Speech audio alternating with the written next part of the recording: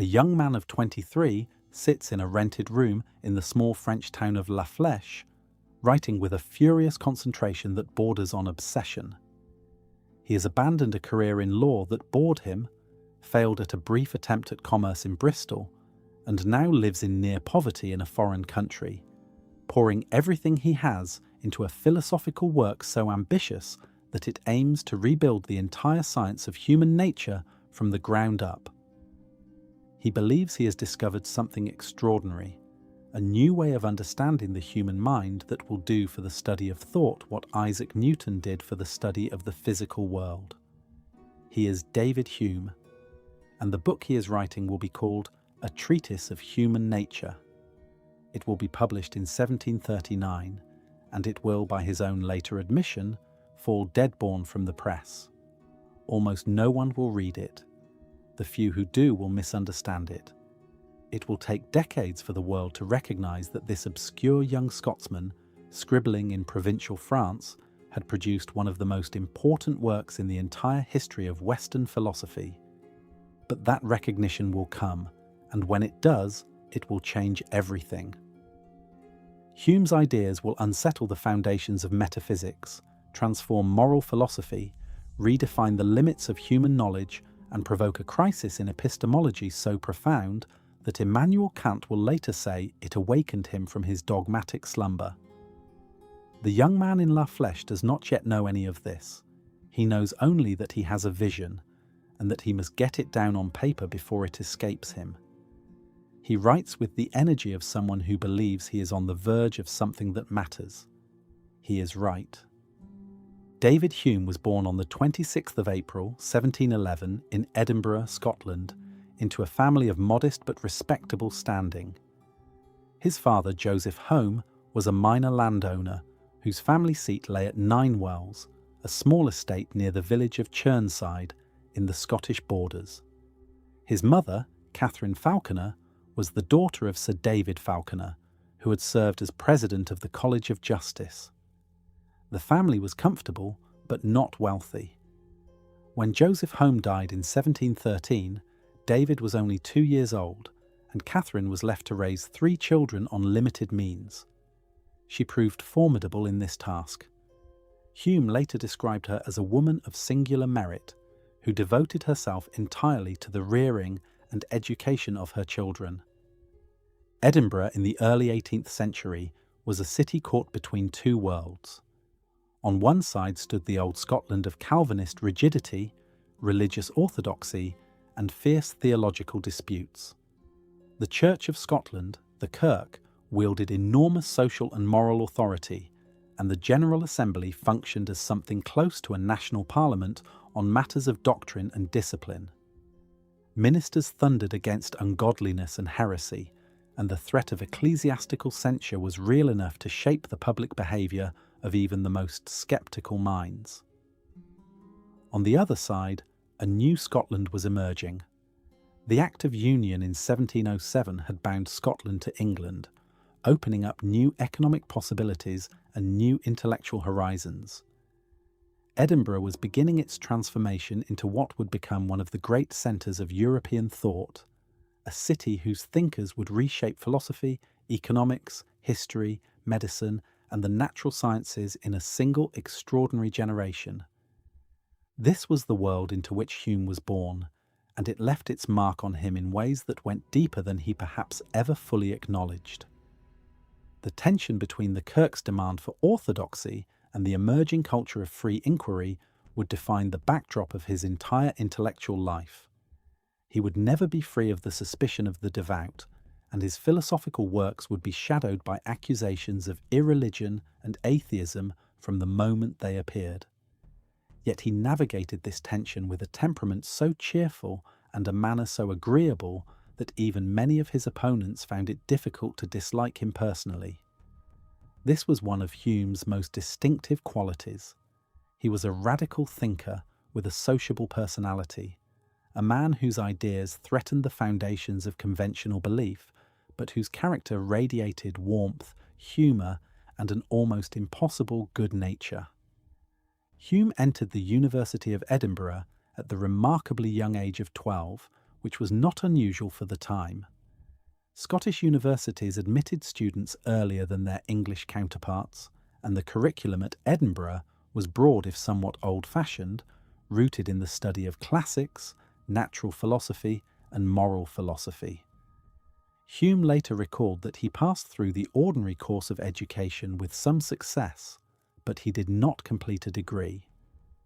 What seized his imagination was not the formal curriculum, but the reading he did on his own. He devoured Cicero and Virgil, and somewhere in his teenage years he discovered the writings of the modern philosophers, Locke, Berkeley, and the continental rationalists.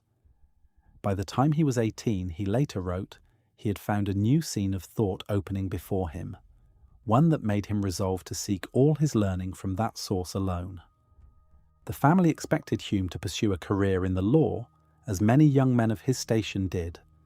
He tried. He hated it.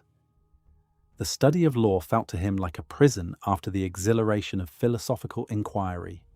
He could not force his mind to attend to cases and statutes when it was consumed by questions about the nature of belief, the origin of moral judgments, and the limits of human reason.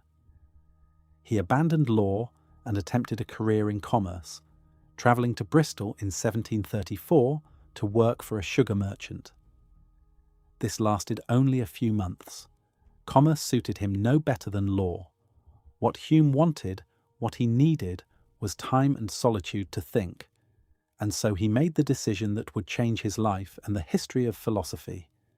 He left for France.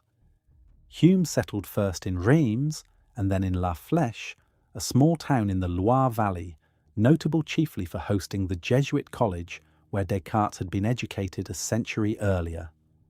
There, living frugally on his small inheritance, he wrote A Treatise of Human Nature.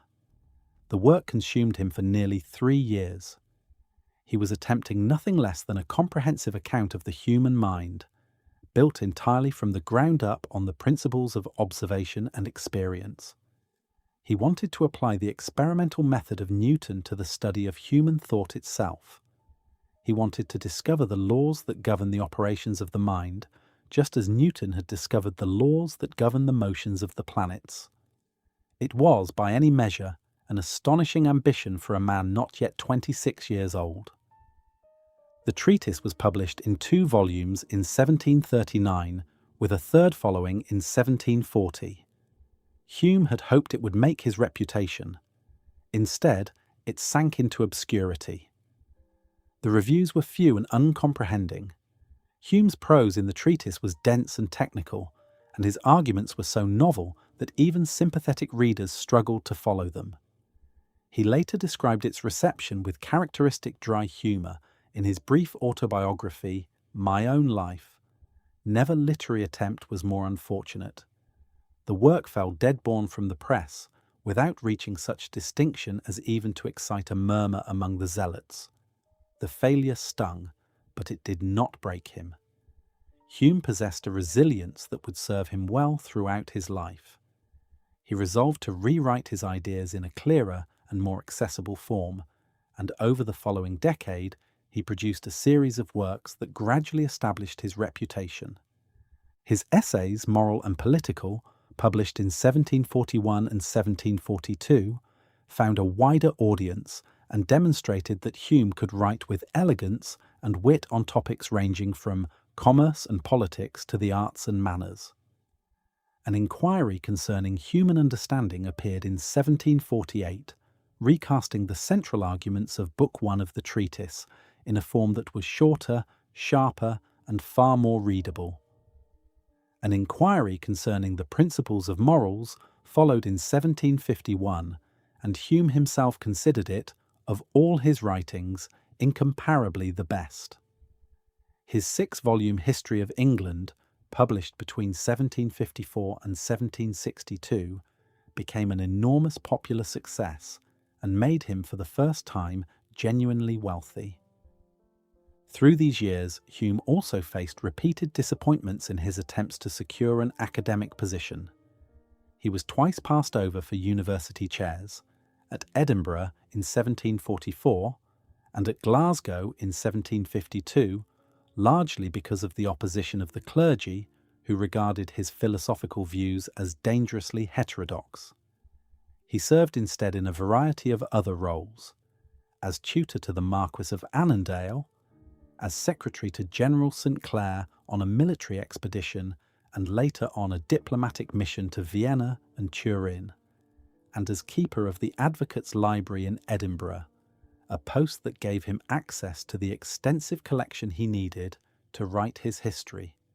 Later, from 1763 to 1765, he served as secretary to the British Embassy in Paris, where he was received with extraordinary enthusiasm by the French philosophes.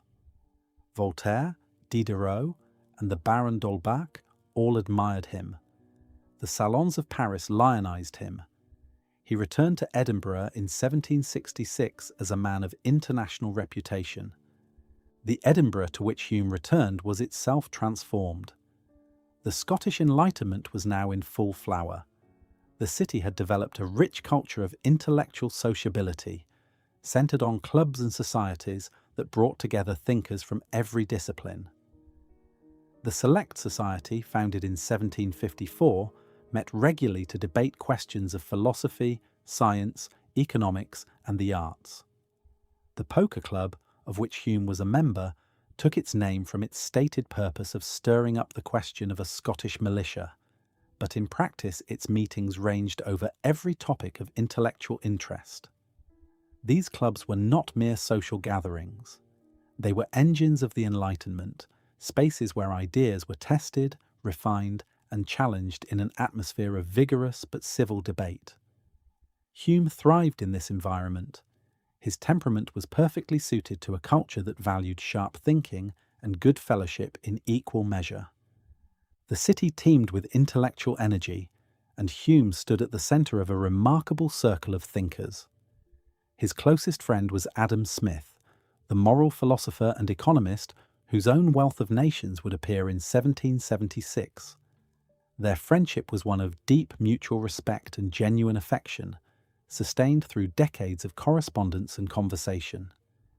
Smith would later call Hume the most perfectly wise and virtuous man he had ever known. Other friends and associates included the philosopher Adam Ferguson, the historian William Robertson, the chemist Joseph Black, and the geologist James Hutton. Together, these men and others like them made Edinburgh a centre of learning to rival any city in Europe. Hume spent his final years in Edinburgh, living comfortably in a house on St. Andrew Square in the New Town. He was famous, prosperous, and surrounded by friends.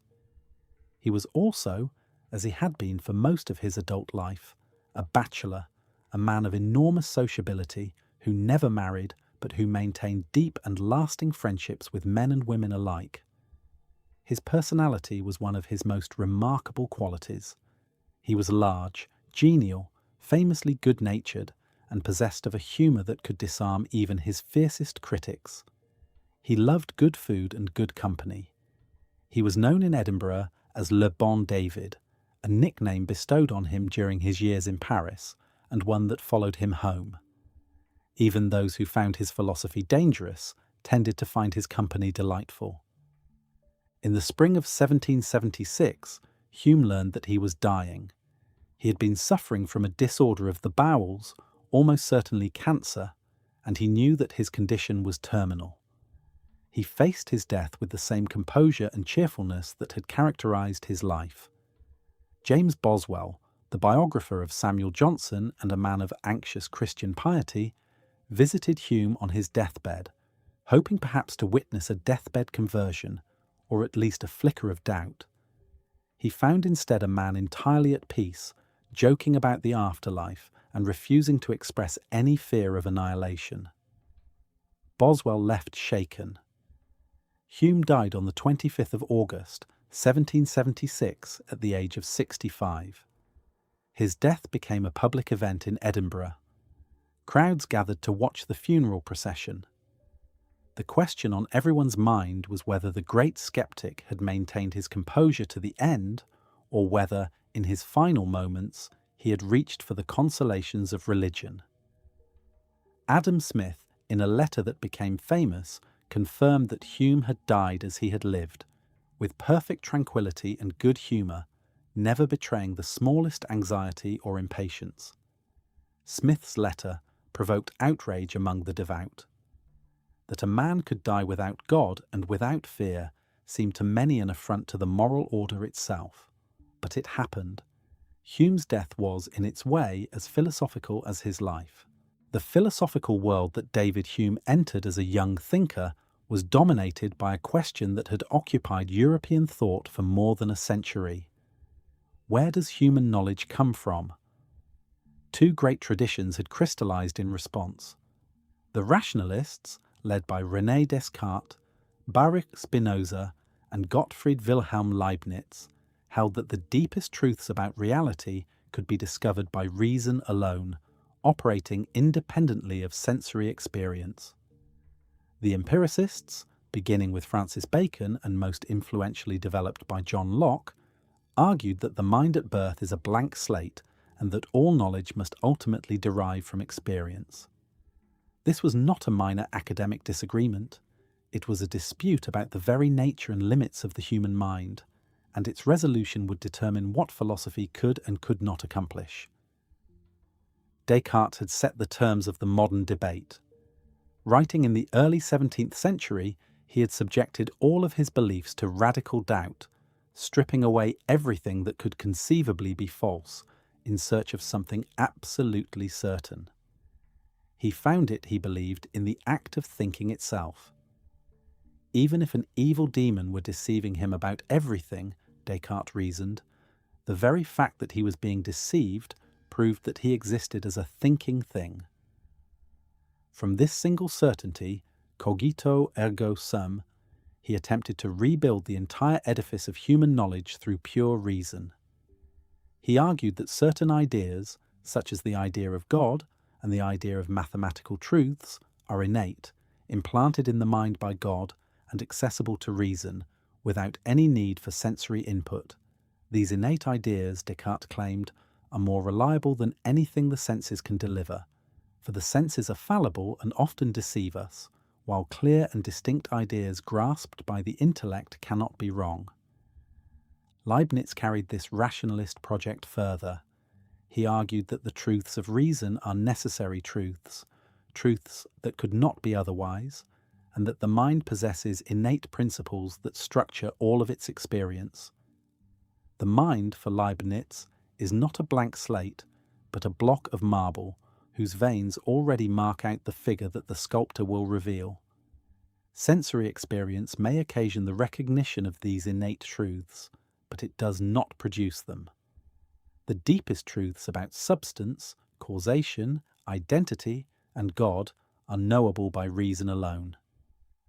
John Locke mounted the most influential challenge to this rationalist picture. In his essay concerning human understanding, published in 1690, Locke argued that there are no innate ideas. The mind at birth, he wrote, is white paper, void of all characters. All the materials of reason and knowledge come from experience, and experience comes in two forms: sensation, which provides ideas of external objects, and reflection, which provides ideas of the mind's own operations. From these two sources, and these alone, the mind derives everything it knows. Locke's argument was powerful, but it was also incomplete. He still allowed that reason could achieve genuine knowledge of the external world and of the relations between ideas. He believed that the mind could know with certainty that God exists, that the external world is real, and that certain moral truths hold universally.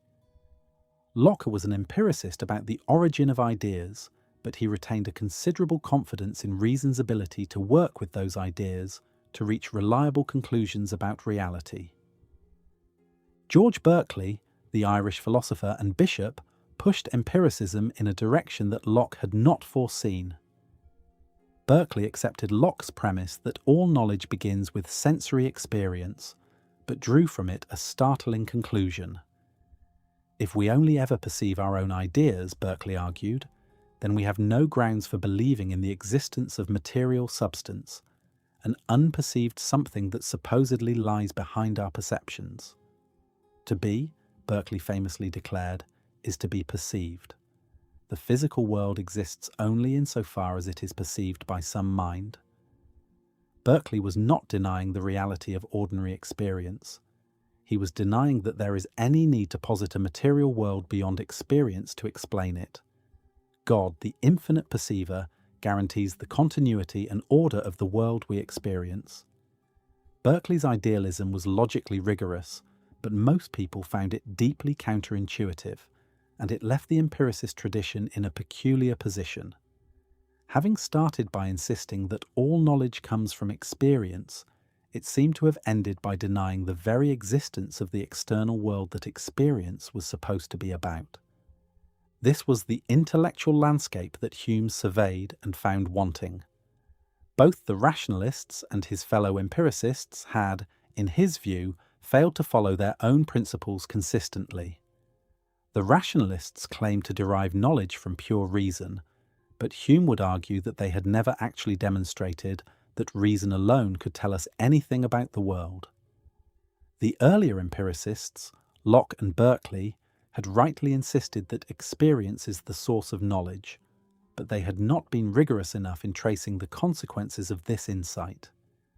Hume set out to complete the empiricist project with a thoroughness that neither Locke nor Berkeley had achieved, and the results were revolutionary. The foundation of Hume's philosophy is a distinction that seems simple but carries enormous consequences: the distinction between impressions and ideas. Impressions, in Hume's terminology, are the vivid, forceful perceptions we have when we see, hear, touch, taste, or smell something, or when we experience an emotion or desire directly. Ideas are the fainter copies of these impressions that remain in the mind when the original impression is no longer present. When you see a red apple, the vivid sensory experience is an impression. When you later recall the red apple in your mind's eye, the faint image you produce is an idea. Every idea, Hume argues, is derived from and is a copy of a prior impression. This is the copy principle, and it is the cornerstone of his entire philosophy. The copy principle is not merely a psychological observation, it is a philosophical tool of extraordinary power. If every idea must be traceable to an original impression, then any idea that cannot be so traced is suspect. Any word or concept that does not correspond to some identifiable impression is at best confused, and at worst meaningless. This gives Hume a test for the legitimacy of any philosophical concept. When we encounter a term in metaphysics or theology or philosophy of mind, we must ask, from what impression is this idea derived? If no impression can be identified, then the idea has no real content. It is a noise we make with our mouths, not a genuine thought. Consider the implications. The rationalists spoke freely of substance, of the essential nature of things, of necessary connections in nature, of the immortal soul, of the absolute attributes of God. These were the grand concepts of traditional metaphysics, and they had been debated for centuries with tremendous confidence and very little agreement. Hume's copy principle cuts through all of this with a single question. From what impression is the idea of substance derived? We see colours, feel textures, taste flavours, and hear sounds, but we never perceive substance itself, the supposed something that underlies and supports all of these qualities. The idea of substance, Hume concludes, is nothing but a collection of simple ideas that are united by the imagination and have a particular name assigned to them. The grand metaphysical concept dissolves under empiricist scrutiny into a habit of the mind. The same analysis applies to other concepts that philosophy had taken for granted. The idea of a necessary connection between cause and effect, the idea of a self that persists through time, the idea of an external world that exists independently of our perceptions. All of these must be submitted to the same test. Hume will address each of these in turn, and in each case he will argue that the idea in question cannot be traced to any impression in the way that traditional philosophy had assumed. The consequences are far-reaching. If the copy principle is correct, then much of what had passed for philosophical knowledge turns out to be either confused or empty. Hume drew a further distinction that proved equally important: the distinction between relations of ideas and matters of fact. Relations of ideas are propositions that can be known to be true simply by thinking about the ideas involved. The statement that 3 times 5 equals 15, or that a bachelor is an unmarried man, is true by virtue of the relations between the ideas it contains. No experience of the world is needed to verify such statements, and their denial involves a contradiction. Matters of fact, by contrast, are propositions whose truth depends on how the world actually is. The statement that the sun will rise tomorrow, or that water boils at 100 degrees at sea level, cannot be established by reasoning about ideas alone. Their truth must be discovered by experience, and their denial never involves a logical contradiction. We can conceive of the sun not rising tomorrow without any inconsistency. It would be surprising, but it would not be self-contradictory. This distinction has profound consequences for the scope of human knowledge. Everything we know about the actual world, everything we know about nature, about other people, about the past and the future, falls into the category of matters of fact. And matters of fact, Hume will argue, can only be established through experience and the inferences we draw from experience. Reason alone, operating purely on the relations between ideas, can give us mathematics and logic, but it cannot tell us a single thing about the way the world actually is. The rationalist dream of deducing the nature of reality from pure thought is, on Hume's account, impossible. The mind cannot spin knowledge of the world out of itself. It must look outward to the testimony of the senses and accept whatever the senses report, even when the report is uncomfortable. What traditional metaphysics looked like before Hume is worth pausing to consider, because only then can the scale of his challenge be appreciated. For centuries, philosophers had confidently debated the nature of substance, the essence of the soul, the attributes of God, the ultimate structure of reality, and the necessary laws of nature. These were understood to be genuine objects of knowledge, accessible to human reason through careful argument. Descartes believed he could prove the existence of God through pure thought. Leibniz believed he could demonstrate that this is the best of all possible worlds. Spinoza believed he could derive the entire structure of reality from a set of axioms as certain as those of geometry. These were not idle speculations. They were the central achievements of philosophy as it had been practiced for generations. Hume did not set out to mock these achievements. He set out to ask a more fundamental question. Are the concepts that these arguments employ actually meaningful? Can we really form a clear idea of substance, or of necessary connection, or of the soul, or of God's infinite attributes? His answer, delivered with the quiet precision of the copy principle, was that in most cases we cannot. The emperor, it turned out, had no clothes. Hume also applied the copy principle to the idea of God's attributes. Theologians spoke of God as infinitely powerful, infinitely wise, and infinitely good.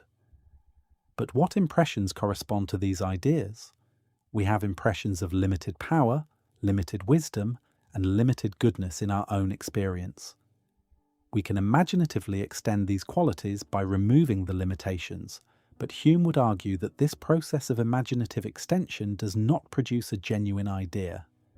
We have no impression of infinity, and therefore no clear idea of it.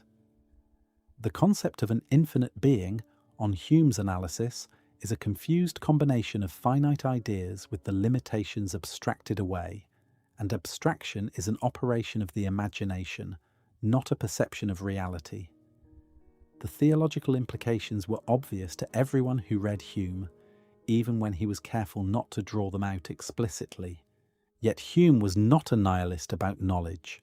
He did not claim that we know nothing. He claimed that we know less than we think, and that we know it differently than we suppose. The sciences, rightly conducted, still yield genuine knowledge of the world. Arithmetic and geometry still deliver certain truths about the relations between ideas. What we cannot do is extend our knowledge beyond the bounds of experience into the realm of pure metaphysics. We cannot reason our way to God, or to the soul, or to the ultimate nature of reality. We can observe, we can draw inferences from what we observe, and we can build theories that organize and predict our observations. But we cannot transcend observation. The senses are our only window onto the world, and philosophy must respect their limits. This is the core of Hume's empiricism, and it changes everything that follows. Every subsequent argument he makes about causation, about the self, about morality, about religion, about the limits of reason, grows directly from this root. Once we accept that all genuine ideas are copies of impressions, and that knowledge of the world can only come from experience, the rest follows with a kind of relentless logic. Hume simply had the courage to follow it. There is a question that most people never think to ask, because the answer seems so obvious that the question itself appears absurd. The question is, do you exist? Not your body, not your name, not the social role you play, but you, the inner subject, the self that supposedly persists through all the changes of your life, the same self that was there when you were 5 years old and is here now reading these words. Every major religious and philosophical tradition in the West had assumed that such a self exists. Descartes built his entire philosophy on it. The Christian doctrine of the immortal soul depends on it. Our legal and moral systems presuppose it. Personal responsibility, moral accountability, the very possibility of making promises and keeping them, all require that there be a continuous self that endures through time. Hume looked for this self. He looked carefully, honestly, and with the full rigour of his empiricist method. He could not find it. The argument appears in Book 1 of a Treatise of Human Nature, and it is among the most celebrated passages in the history of philosophy. Hume applies his copy principle directly to the idea of the self. If we have a genuine idea of the self, it must be derived from some impression. But what impression could this be? Impressions are either of sensation or of reflection. Sensations come and go. We see, we hear. We feel warmth or pain, and each of these is a particular, fleeting experience. Reflective impressions, our emotions, desires, and inner feelings are equally transient. If the idea of the self is to be derived from some impression, that impression would have to be constant and unchanging, since the self is supposed to be something that persists identically through all of our changing experiences. But no impression meets this condition. Our experience is a ceaseless flow of different perceptions, each arising and passing away, no one of them permanent. There is no single impression that corresponds to a persisting self. Hume then makes his famous declaration. When he enters most intimately into what he calls himself, he always stumbles on some particular perception or other, of heat or cold, light or shade, love or hatred, pain or pleasure. He never catches himself without a perception, and he never observes anything but the perception. What we call the self, Hume concludes, is nothing but a bundle or collection of different perceptions, which succeed each other with an inconceivable rapidity, and are in a perpetual flux and movement. There is no simple, identical self underlying these perceptions. There is only the stream of perceptions itself, bound together not by any real tie, but by certain relations that the imagination traces among them, resemblance, contiguity, and cause and effect. The philosophical context in which Hume was writing makes this argument even more striking. John Locke had already troubled the waters of personal identity decades earlier.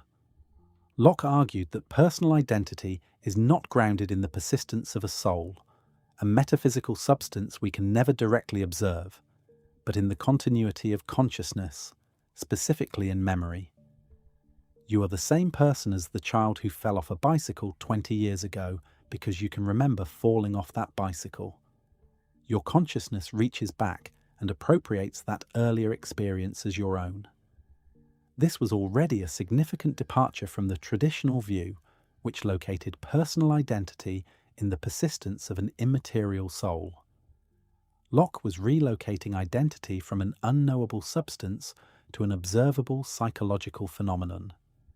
Joseph Butler, the Anglican bishop and philosopher, raised a sharp objection to Locke's account. Memory, Butler argued, presupposes personal identity rather than constituting it. You can only remember an experience if you are the same person who had the experience in the first place. To say that memory creates personal identity is to argue in a circle. Butler's objection pointed to a real difficulty, and it pushed the debate toward the question of what, if not memory and not substance, constitutes the self. Hume stepped into this debate and cut the knot by denying that there is a self to be constituted. Both Locke and Butler, Hume would argue, were looking for something that does not exist. Locke tried to ground identity in memory. Butler pointed out that memory presupposes identity, and neither considered the possibility that there is no persisting self at all, that what we call personal identity is a fiction created by the imagination. Hume did consider this possibility, and he found it to be the conclusion that his philosophy demanded. The bundle theory, as it has come to be called, has implications that reach far beyond academic philosophy. If there is no persisting self, then what are we? Hume's answer is that we are a succession of experiences, a constantly changing collection of perceptions bundled together by the mind's natural tendency to find continuity and connection where none objectively exists. The imagination, confronted with a rapid succession of closely related perceptions, smooths over the transitions and produces the fiction of a single continuous self that endures through time. Just as we perceive a river as a single thing, even though the water flowing through it changes from moment to moment, so we perceive ourselves as single, persisting entities even though our perceptions are in constant flux. The identity we attribute to ourselves is not discovered through introspection. It is constructed by the imagination. This has profound consequences for religion. If there is no persisting self, then the doctrine of the immortal soul becomes deeply problematic. What exactly would survive the death of the body? Not a unitary self, for Hume has argued that no such thing exists during life. Not a soul understood as a simple, indivisible substance, for Hume has argued that the idea of such a substance cannot be traced to any impression. The bundle of perceptions that constitutes a person during life would simply cease when the body ceases to function. There is nothing left over that could migrate to an afterlife. Hume does not draw this conclusion explicitly in the treatise, but it follows naturally from his argument, and it is one of the reasons the devout found his philosophy so threatening. The implications for ethics are equally far-reaching. Moral responsibility typically requires a persisting agent who can be held accountable over time for actions performed in the past. If you committed a crime last year, it seems that you can justly be punished now only if you are the same person who committed the crime. But if personal identity is a fiction of the imagination, if there is no strict sense in which you are the same person you were a year ago, then the foundations of moral and legal accountability become uncertain. Hume does not develop this line of thought in detail, but later philosophers have recognized it as one of the most unsettling implications of his view. What Hume found when he engaged in introspection is worth considering more carefully, because it is the empirical foundation on which his entire argument rests. He did not find nothing. He found a constantly shifting array of perceptions, thoughts, feelings, sensations, memories, imaginings, all arising and passing away in a continuous stream. What he did not find was something over and above these perceptions, some additional thing that could be identified as the self that has these perceptions. Every time he tried to catch the self in the act, so to speak, he found only another perception. The self eluded his grasp, not because it was hiding, but because, on his analysis, there was nothing there to hide. The search for the self is like the search for the number among the numerals. There are the numerals, and there are the operations we perform with them, but there is no additional thing called number that exists apart from these. Similarly, there are perceptions, and there are the relations among them, but there is no additional thing called the self that exists apart from the perceptions. The bundle theory also raises profound questions about what makes a particular bundle a person rather than a mere collection. Hume invokes the relations of resemblance, contiguity, and causation to explain how the imagination binds distinct perceptions into the fiction of a unified self. Successive perceptions resemble one another, they are contiguous in time, and they are causally connected in the sense that memories cause further memories, desires cause actions, and experiences cause dispositions. These relations give the bundle a coherence and continuity that the imagination seizes upon and interprets as identity. But Hume is careful to note that these relations are themselves perceptions, not something over and above the bundle. The unity of the self is not given. It is constructed, and the construction, however psychologically compelling, rests on the imagination's tendency to confuse qualitative similarity with numerical identity. The lasting impact on philosophy of mind has been immense. Hume's bundle theory set the terms of the debate about personal identity for the next 3 centuries. Philosophers who reject the theory still feel obligated to respond to it. Kant attempted to salvage a notion of the self through his doctrine of the transcendental unity of apperception, the idea that there must be an I think that accompanies all of our experiences, even if that I is not itself an object of experience. William James, the American pragmatist, developed his own stream of consciousness account of the self that owed much to Hume. Derek Parfit, in the 20th century, revived and extended Hume's arguments in his influential work Reasons and Persons, arguing that personal identity is not what matters in survival, and that the bundle theory, properly understood, has liberating rather than threatening implications. The implications for memory and psychological continuity are particularly worth considering.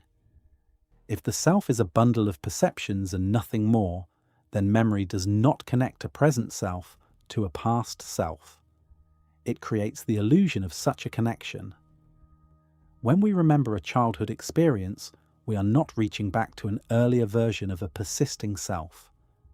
We are having a present perception, a memory impression that resembles an earlier perception, and the imagination, seizing on this resemblance, generates the conviction that both perceptions belong to the same self.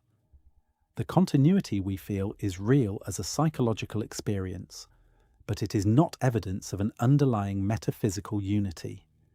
It is a product of the imagination's tendency to smooth over gaps and create narratives of identity where none objectively exists. This insight has proved enormously fruitful for later philosophy. It anticipates the narrative theories of personal identity developed in the 20th century, which hold that the self is not a substance but a story, a narrative that we construct and continually revise from the raw materials of memory and experience. There is a striking parallel between Hume's analysis of the self and the analysis offered by Buddhist philosophy, which arrived at remarkably similar conclusions through entirely different methods. The Buddhist doctrine of anatta, or no self, holds that what we call the self is a conventional designation for a constantly changing process of physical and mental events. Just as Hume argued that the self is a bundle of perceptions, Buddhist philosophers argued that the person is a collection of 5 aggregates: form, sensation, perception, mental formations, and consciousness. None of these aggregates is the self, and the self is not to be found apart from them. The convergence between Hume's Western empiricist analysis and the Buddhist contemplative tradition is one of the most remarkable instances of cross-cultural philosophical agreement, all the more so because Hume almost certainly had no knowledge of Buddhist thought. He arrived at the doctrine of no self through the application of his copy principle, not through meditation. But the conclusion is strikingly similar, and it suggests that the bundle theory, far from being a mere philosophical curiosity, may touch on something fundamental about the nature of subjective experience. Hume himself was not entirely comfortable with his own conclusion. In the appendix to the Treatise, published in 1740, he returned to the problem of personal identity and confessed that he found himself in a labyrinth from which he could see no exit. The problem was this: he could explain why we attribute identity to a succession of related perceptions, but he could not explain what binds the perceptions together into a single bundle in the first place. If perceptions are distinct existences, as he had argued, then each perception is in principle separable from every other. What then unites them into the bundle that constitutes a particular person? Resemblance, contiguity, and causation are the relations that the imagination traces among perceptions, but these relations seem to presuppose rather than create the unity of the bundle. Hume acknowledged this difficulty honestly and did not attempt to paper over it. It remains one of the deepest problems in his philosophy, and no one has solved it to universal satisfaction. The problem of what unifies the bundle, of what makes this particular collection of perceptions mine rather than yours or no one's, continues to challenge philosophers of mind to this day. Hume had the intellectual honesty to raise a problem he could not solve, and the courage to leave it standing as an open question rather than pretending it did not exist. Every morning the sun rises. Every time a billiard ball strikes another, the second ball moves. Every time a flame is brought near a piece of paper, the paper ignites. We observe these regularities so constantly that we come to regard them not merely as patterns, but as necessary connections. The fire does not just happen to burn the paper, it must burn it. The first billiard ball does not merely precede the movement of the second, it causes it.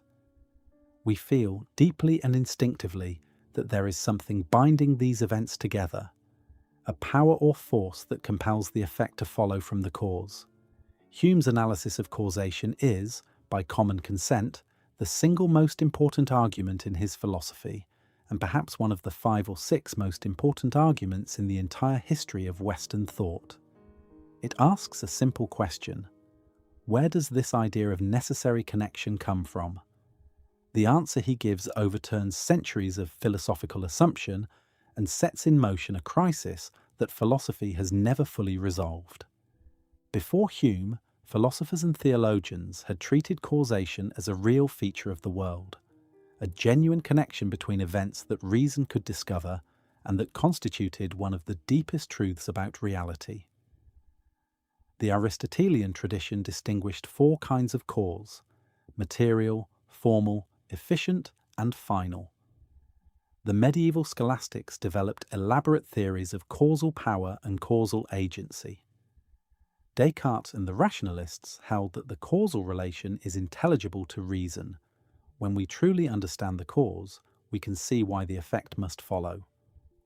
Leibniz argued that the principle of sufficient reason guarantees that everything that happens has a cause, and that this cause can in principle be discovered by rational analysis. For all of these thinkers, causation was something real, something objective, something out there in the world. Hume dismantled this entire edifice. His argument proceeds with characteristic precision. We believe that one event causes another.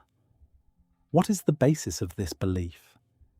Hume identifies 3 features that we associate with causation: First, the cause and effect are contiguous in space and time. The billiard ball strikes the other ball at the point and moment of contact. Second, the cause precedes the effect. The first ball moves before the second ball moves. Third, and most crucially, there appears to be a necessary connection between them.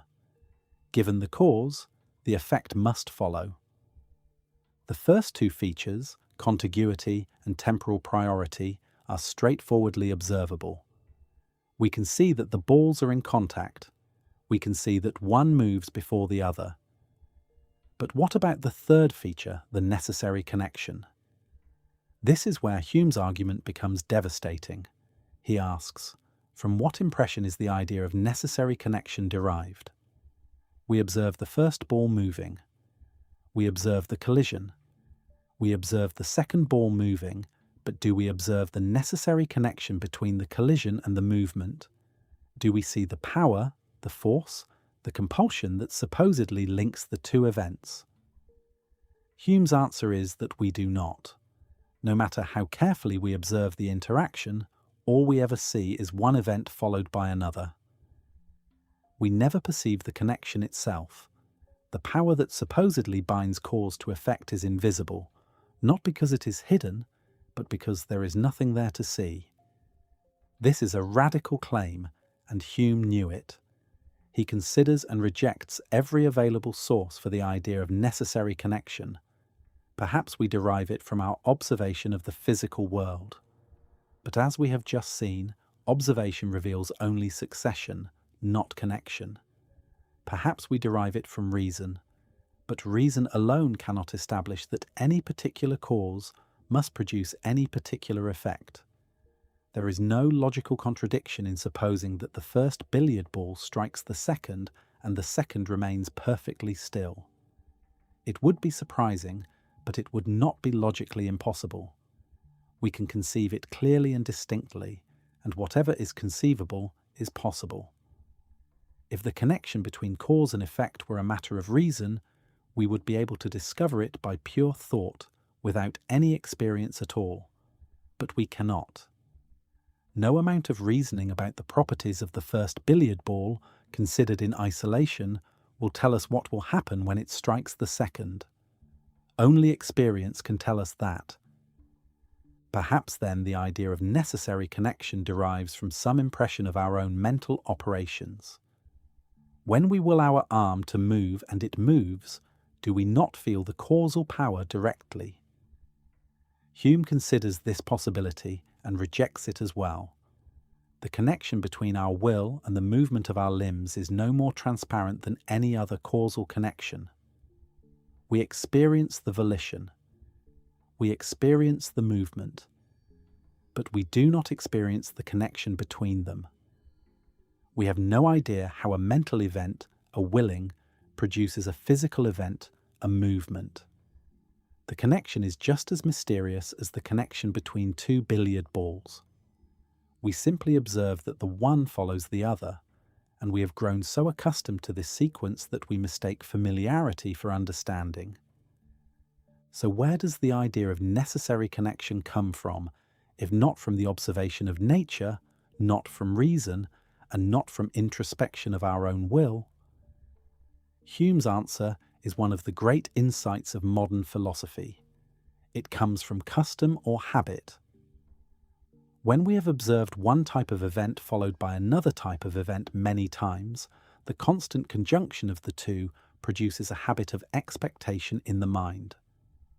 Having seen many billiard balls strike other billiard balls and observed the second ball move every time, our minds develop a propensity to expect the movement of the second ball upon seeing the collision. This expectation is not a rational inference. It is a psychological habit, and it is this habit, this felt expectation, that is the true source of our idea of necessary connection. The necessary connection is not in the objects. It is in the mind.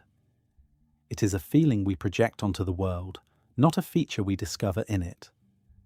The distinction between constant conjunction and genuine causal connection is the heart of Hume's analysis. Constant conjunction is an observable relation. We have observed events of type A, followed by events of type B many times. Genuine causal connection would be something more, a real bond or power that makes B follow from A necessarily. Hume's argument is that we are never justified in moving from the observation of constant conjunction to the assertion of genuine causal connection. All we ever observe is the conjunction. The connection is something we add, something the mind contributes, something that arises from the habit of expectation rather than from the observation of the world. This does not mean that causation is an illusion.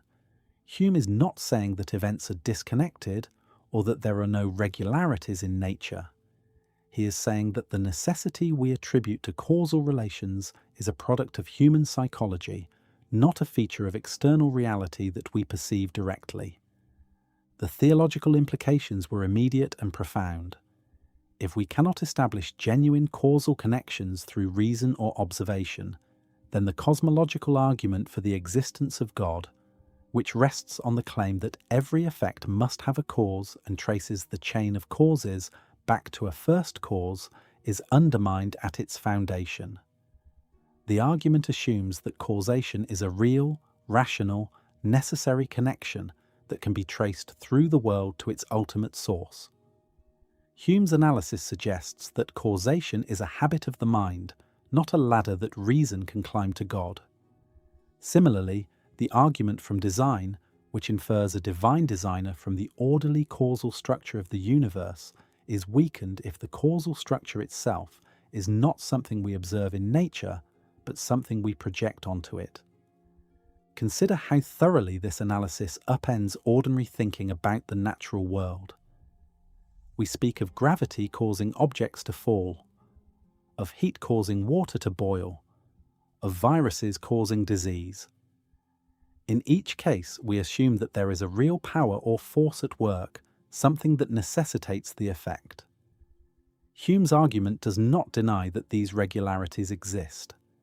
It denies that we have any access to the supposed necessity that binds them.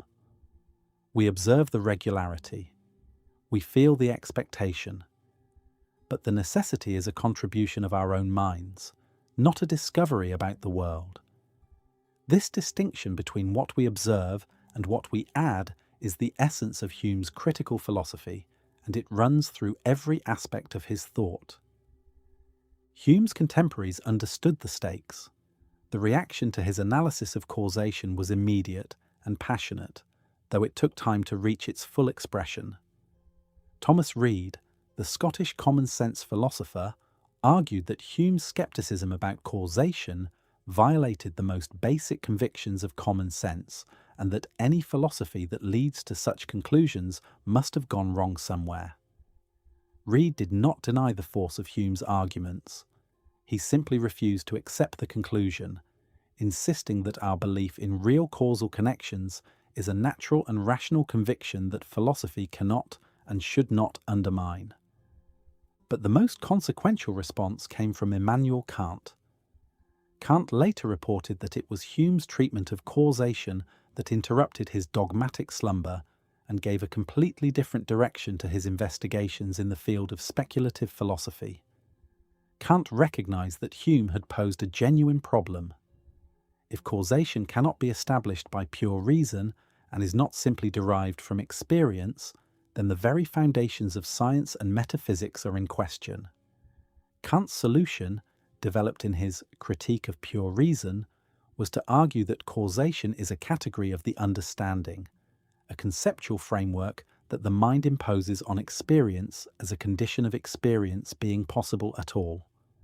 We do not discover causation in the world, we bring it to the world. Without the concept of causation, Kant argued, experience itself would be impossible. It would be a mere chaos of disconnected impressions, not the ordered world of objects and events that we actually perceive. Whether Kant's solution is adequate remains one of the deepest questions in philosophy. Hume had posed the problem with such clarity and force that no subsequent philosopher could simply ignore it. Every theory of causation, every account of scientific reasoning, every epistemological framework developed since the 18th century has had to reckon with Hume's challenge, either by accepting his conclusions and working within them, or by offering an alternative account that attempts to restore the rational credentials of causal knowledge. The fact that no consensus has emerged after nearly 3 centuries of effort is a measure of the problem's depth. What is not in question is the depth and importance of the problem Hume raised. Before Hume, causation was a given, a bedrock assumption that philosophy, science, and theology all took for granted. After Hume, it became a problem, and it has remained a problem ever since. Modern debates about the nature of causation, about the relationship between correlation and causation in statistical reasoning, about the meaning of physical laws, and about the foundations of scientific inference, all trace their roots to the analysis Hume first laid out in the pages of the Treatise. Hume's analysis also undermines the notion that we can gain causal knowledge through a single observation, an idea that had seemed plausible to many of his predecessors. If we could perceive the necessary connection between cause and effect, then a single instance of the connection should suffice to establish it, just as a single demonstration suffices to establish a mathematical theorem. But this is not how causal knowledge works. We do not conclude that fire causes heat from a single observation. We conclude it from repeated observation of fire accompanied by heat. This repeated observation is what builds the habit of expectation. If the connection were rational and necessary, one instance would be enough. The fact that we require many instances reveals that the source of our belief is not rational insight but accumulated experience and the psychological habit it produces. This asymmetry between causal belief and rational demonstration is further evidence that causation, as we understand it, is a product of the mind rather than a feature of the world. The difference between correlation and causation, which Hume did more than anyone to clarify, remains one of the most important distinctions in science and in everyday reasoning. We observe that 2 types of events tend to occur together. This is correlation. We infer that one type of event produces or brings about the other. This is causation. Hume's point is that the inference from correlation to causation is never logically guaranteed. No matter how many times we observe A followed by B, the observation itself never proves that A caused B. There might be a common cause producing both. The correlation might be coincidental, or the connection might be real but entirely different from what we suppose. The habit of expecting B upon observing A is psychologically compelling, but it is not logically conclusive. This insight has become foundational in modern science, where the demand for controlled experiments, randomized trials, and rigorous statistical methods all reflect Hume's lesson that mere conjunction is not proof of connection. In the final section of Book 3, Part 1 of A Treatise of Human Nature, Hume makes an observation that occupies barely a single paragraph, yet has generated more discussion, more controversy, and more lasting influence than almost anything else he ever wrote. He notices that in every system of morality he has encountered, the author proceeds for some time in the ordinary way of reasoning, establishing facts about the world, about God, or about human nature, and then suddenly, without warning, shifts from statements about what is to statements about what ought to be. The connection of this new relation, Hume writes, is of the last consequence. For as this ought expresses some new relation or affirmation, it needs to be observed and explained, and a reason should be given for what seems altogether inconceivable, how this new relation can be a deduction from others which are entirely different from it. This passage, often called the is-ought problem or Hume's guillotine, identifies a logical gap between descriptive statements and normative statements that has reshaped moral philosophy from the 18th century to the present day. The point is deceptively simple. A statement about what is the case, no matter how detailed, comprehensive, or accurate, cannot by itself yield a statement about what ought to be the case. From the fact that human beings naturally seek pleasure and avoid pain, it does not follow that they ought to seek pleasure and avoid pain. From the fact that societies function more smoothly when people tell the truth, it does not follow that people ought to tell the truth. From the fact that God commands something, it does not follow that we ought to obey, unless we first accept the additional normative premise that we ought to obey God. Every attempt to derive an ought from an is smuggles in an unstated normative assumption. The ought is never contained in the is. It must be added from elsewhere. The logical structure of the problem can be stated with precision. A valid deductive argument cannot contain a term in its conclusion that does not appear in its premises. If all of the premises are descriptive, containing only is-type relations, then the conclusion cannot introduce a normative ought-type relation without committing a logical error. To move from is to ought, you need at least one premise that is itself an ought. But where does that ought come from? If it comes from another argument, then that argument faces the same problem. Eventually, the chain must either rest on a brute normative assumption that cannot itself be derived from any descriptive fact, or it must rest on a logical fallacy. Hume is pointing out that the entire tradition of moral philosophy, in his day and arguably still in ours, tends to gloss over this step, to assume that the transition from is to ought is unproblematic when in fact it is the deepest problem in ethics.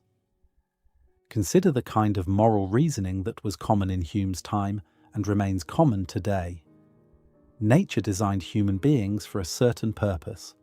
Therefore, acting in accordance with that purpose is good. God wills that human beings behave in certain ways.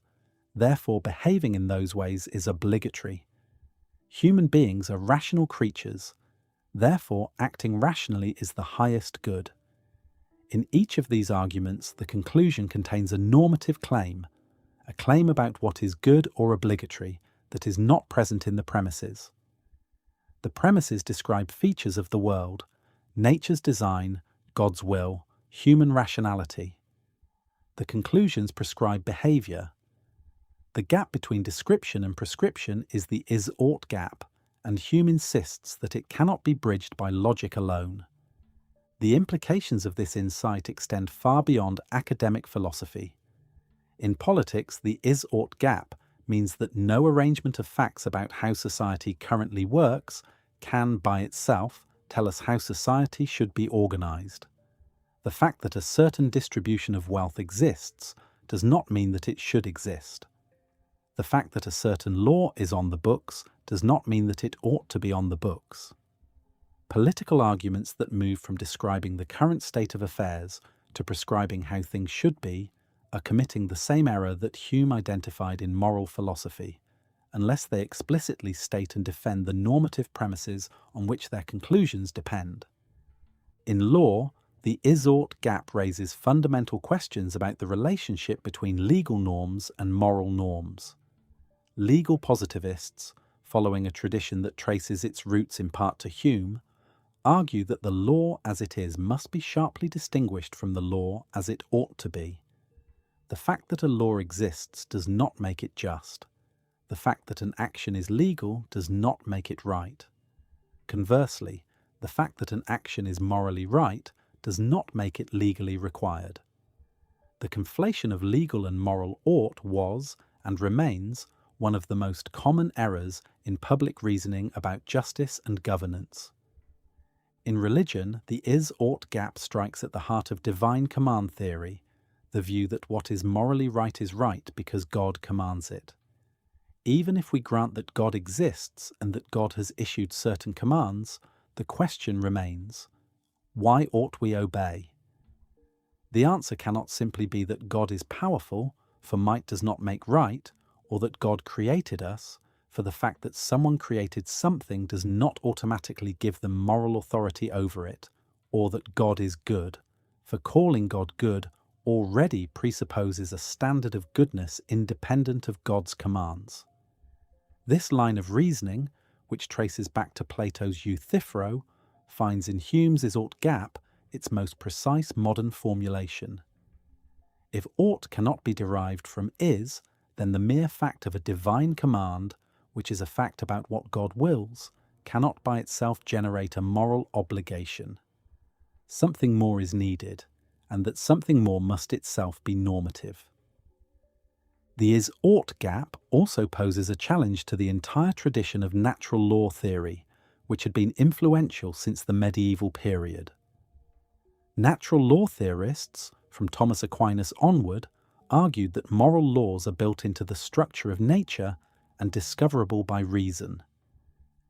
Human beings have a natural end, a telos, and acting in accordance with that end is morally good. But this inference from the claim that human beings have a certain nature to the claim that they ought to act in accordance with that nature is precisely the kind of inference that Hume's argument challenges. The mere fact that something is natural does not make it good. Many things are natural, including disease, predation, and death, that we do not consider morally desirable. The natural law theorist must smuggle in a normative premise that natural ends are good, which is itself in need of justification. It is crucial to understand what Hume is not saying. He is not saying that morality does not exist. He is not saying that moral judgments are meaningless. He is not saying that there is no difference between right and wrong. He is identifying a logical feature of moral discourse, that normative conclusions require normative premises, and that no accumulation of factual knowledge can, by pure logic, generate a single moral obligation. This is a point about the logic of moral reasoning, not about the reality of moral values. Hume, as we shall see, had a rich and substantive moral philosophy. He believed that human beings are capable of genuine moral judgments, and that these judgments have real content and real consequences. What he denied was that these judgments could be derived from factual premises by reason alone. The source of moral judgment for Hume lies elsewhere, not in reason but in sentiment. The influence of the is-ought problem on subsequent philosophy has been enormous. G.E. Moore, in the early 20th century, developed what he called the open question argument, which can be understood as a generalization of Hume's insight. For any natural property you might propose as the definition of goodness, say pleasure, or evolutionary fitness, or social utility, it remains a genuinely open question whether things possessing that property really are good. The fact that something produces pleasure does not settle the question of whether it is good. The question can always be asked again, and this shows that goodness cannot be identical with any natural property. Moore called the attempt to define goodness in terms of natural properties the naturalistic fallacy, and his argument draws directly on the logical gap that Hume identified between descriptive and normative claims. The logical positivists of the early 20th century, who explicitly claimed Hume as their predecessor, drew even more radical conclusions from the is-ought gap. A. J. Ayer, in his Language, Truth and Logic, argued that moral statements are not genuine propositions at all. They do not describe anything, not even our feelings. They are expressions of emotion, more like exclamations than statements. To say that stealing is wrong is not to assert a fact about stealing. It is to express a feeling of disapproval, much as saying boo at a bad performance expresses displeasure without making a factual claim. This view, known as emotivism, represents one extreme response to the is-ought problem. If no factual statement can ground a moral conclusion, perhaps moral statements are not in the business of stating facts at all. Contemporary meta-ethics continues to grapple with the is-ought problem. Moral realists argue that there are objective moral facts, and that the is-ought gap can be bridged, or at least made less threatening, by recognizing that certain natural properties are intrinsically normative. Moral anti-realists argue that Hume was right, and that moral claims cannot be grounded in any description of the world. Error theorists go further still, arguing that all moral claims are systematically false, since they purport to describe moral facts that do not exist. Constructivists argue that moral norms are neither discovered in the world nor merely expressed as emotions, but are constructed by rational agents through a process of deliberation and agreement. Each of these positions defines itself in relation to the problem Hume identified. The is-ought gap is not a relic of 18th century philosophy. It is a live issue in every seminar room, courtroom, and legislative chamber where people argue about what we should do and why.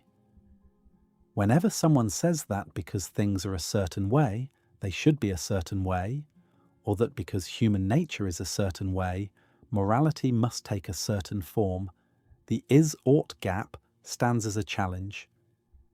The gap demands that we make our normative premises explicit, that we examine them critically, and that we do not pretend that the facts alone can settle moral questions.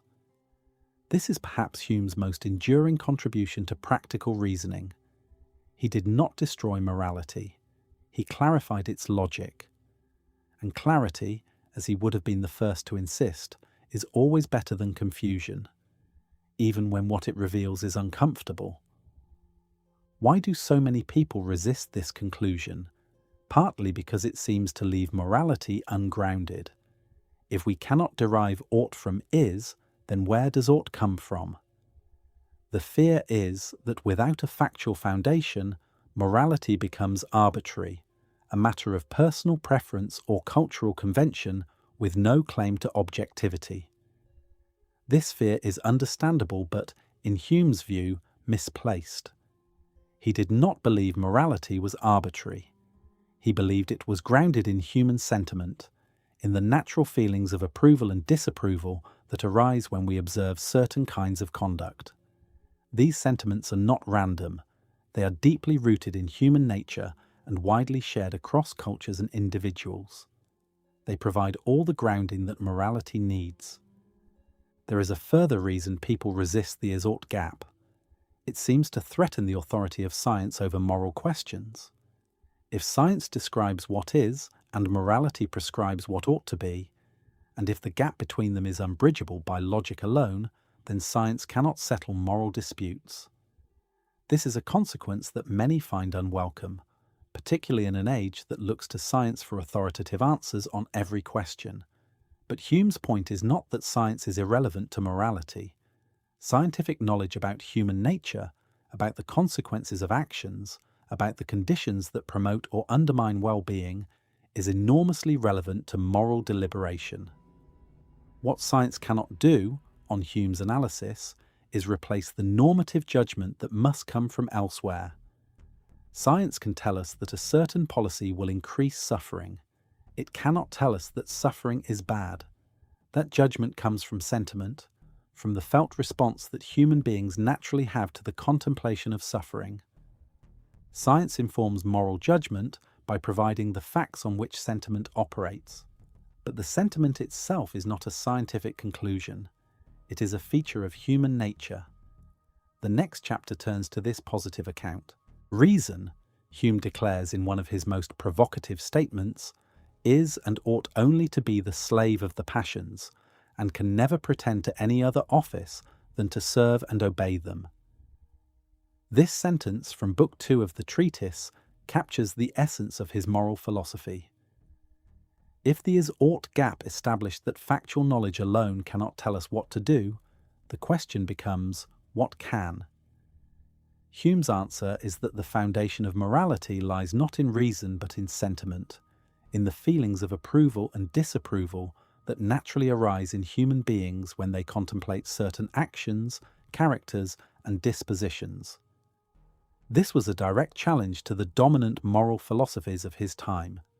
The rationalists held that moral truths are discoverable by reason, just as mathematical truths are. Samuel Clarke, a prominent contemporary of Hume, argued that moral distinctions are eternal and immutable relations that reason perceives in the nature of things, as certain and objective as the truths of geometry. William Wollaston argued that moral evil consists in treating things as being what they are not, a kind of practical falsehood that reason can detect and condemn. These views shared the assumption that morality is fundamentally a matter of cognition. To know the good is to perceive a rational truth. Hume's objection to moral rationalism is devastating in its simplicity. Reason, he argues, has two functions.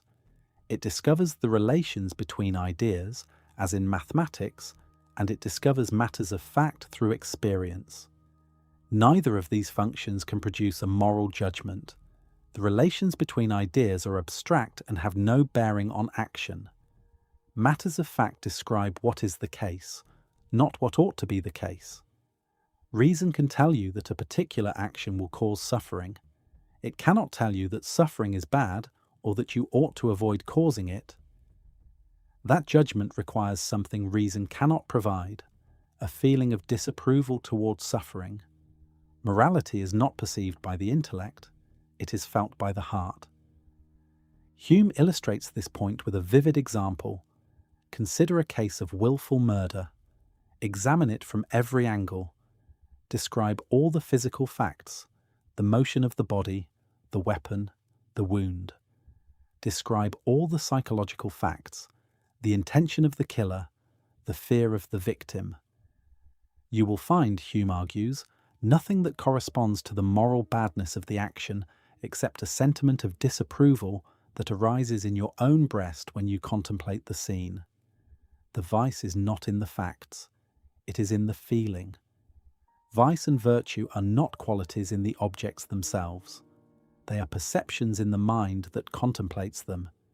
If morality is grounded in sentiment rather than reason, then the task of moral philosophy shifts from discovering rational truths to understanding the natural sentiments that give rise to moral judgments. Hume identifies the central mechanism as what he calls sympathy, a natural capacity of the human mind to enter into the feelings of others. When we observe another person experiencing joy, we tend to feel a reflected joy. When we observe another person suffering, we tend to feel a reflected distress. This is not a moral principle that we choose to adopt. It is a psychological fact about how human minds operate. We are so constituted by nature that the feelings of others communicate themselves to us with a vivacity that is proportional to the closeness of our relationship, the vividness of the observation, and the resemblance between ourselves and the other person. Sympathy, in Hume's account, is not quite the same as what we might today call empathy, though the two are related. Sympathy is a mechanism of psychological contagion by which the affections of one person are transmitted to another through the medium of imagination. When we observe signs of emotion in another, whether through their facial expressions, their words, their situation, or our knowledge of their circumstances, our imagination converts this observation into an impression that resembles the original emotion. The idea of the other person's feeling, enlivened by the imagination, becomes an impression in our own mind. We do not merely know that the other person is suffering, we feel something that resembles their suffering. This felt resonance is the basis of moral judgment. Virtue and vice, on Hume's account, are not abstract properties of actions considered in isolation. They are qualities of character, dispositions and traits that tend to produce certain feelings of approval or disapproval in observers. A virtue is a quality that is useful or agreeable, either to the person who possesses it or to others. A vice is a quality that is harmful or disagreeable. Hume distinguishes between natural virtues, such as benevolence, generosity, and courage, which we approve of immediately and instinctively, and artificial virtues, such as justice and fidelity, which depend on social conventions and institutions for their existence and their moral authority. The distinction between natural and artificial virtues is one of the most original aspects of Hume's moral philosophy. Natural virtues are qualities that produce good effects in every individual case. Every act of genuine benevolence benefits someone. Every act of courage serves some good end. Artificial virtues are different. individual acts of justice may not always benefit anyone in particular. A poor man who repays a debt to a rich miser acts justly, but the individual act seems to produce more harm than good. The value of justice lies not in individual acts, but in the general scheme. A society in which people generally respect property, keep promises, and fulfill contracts is better for everyone than a society in which they do not. Justice is an artificial virtue because its value depends on the existence of social conventions, conventions that human beings have developed over time because they serve the common interest. Hume's account of how artificial virtues arise is an early exercise in what we would now call social contract theory, though with important differences from the versions offered by Hobbes and Locke. Hume does not posit an original contract or a moment of deliberate agreement. Instead, he argues that conventions emerge gradually and naturally from the experience of mutual benefit. People discover through repeated interactions that cooperation serves their interests better than conflict. Rules about property, promises, and exchange develop not through explicit agreement, but through a convergence of expectations. Each person follows the convention because they see that others are following it, and that the general observance of the convention benefits everyone, including themselves. The convention is maintained not by a single act of will, but by an ongoing pattern of behaviour that reinforces itself over time. The objection that sentiment-based morality is arbitrary, that it reduces ethics to mere personal preference, is one that Hume anticipated and addressed. His response rests on the claim that moral sentiments are not random or idiosyncratic. They arise from features of human nature that are widely, perhaps universally, shared. The capacity for sympathy is common to all human beings. The tendency to approve of qualities that are useful and agreeable, and to disapprove of qualities that are harmful and disagreeable, is a natural feature of the human mind, not a quirk of individual temperament. Moral judgments for Hume are not arbitrary precisely because they are rooted in the shared psychological constitution of the species. But Hume recognized a difficulty that arises from the mechanism of sympathy itself. Sympathy operates with variable strength. We sympathize more readily with those who are close to us, who resemble us, or who are connected to us by ties of kinship, friendship, or proximity. We sympathize less readily with strangers, foreigners, or those whose situations are remote from our own experience. If moral judgments are based on sympathy, then they would seem to be partial and biased, favoring those who are near and like us over those who are distant and different. This would undermine the claim that moral judgments are anything more than expressions of partiality. Hume's solution to this problem is the idea of a general point of view, a corrective standard that we adopt when making moral judgments. When we evaluate a person's character, we do not rely solely on the sympathy we happen to feel from our particular vantage point. We attempt to adopt a general perspective, considering how the person's qualities affect everyone who comes into regular contact with them, not just ourselves. This general point of view is not a view from nowhere. It is an imaginative exercise in which we broaden our sympathies beyond our immediate circle and consider the effects of a person's character on all those who are relevantly affected.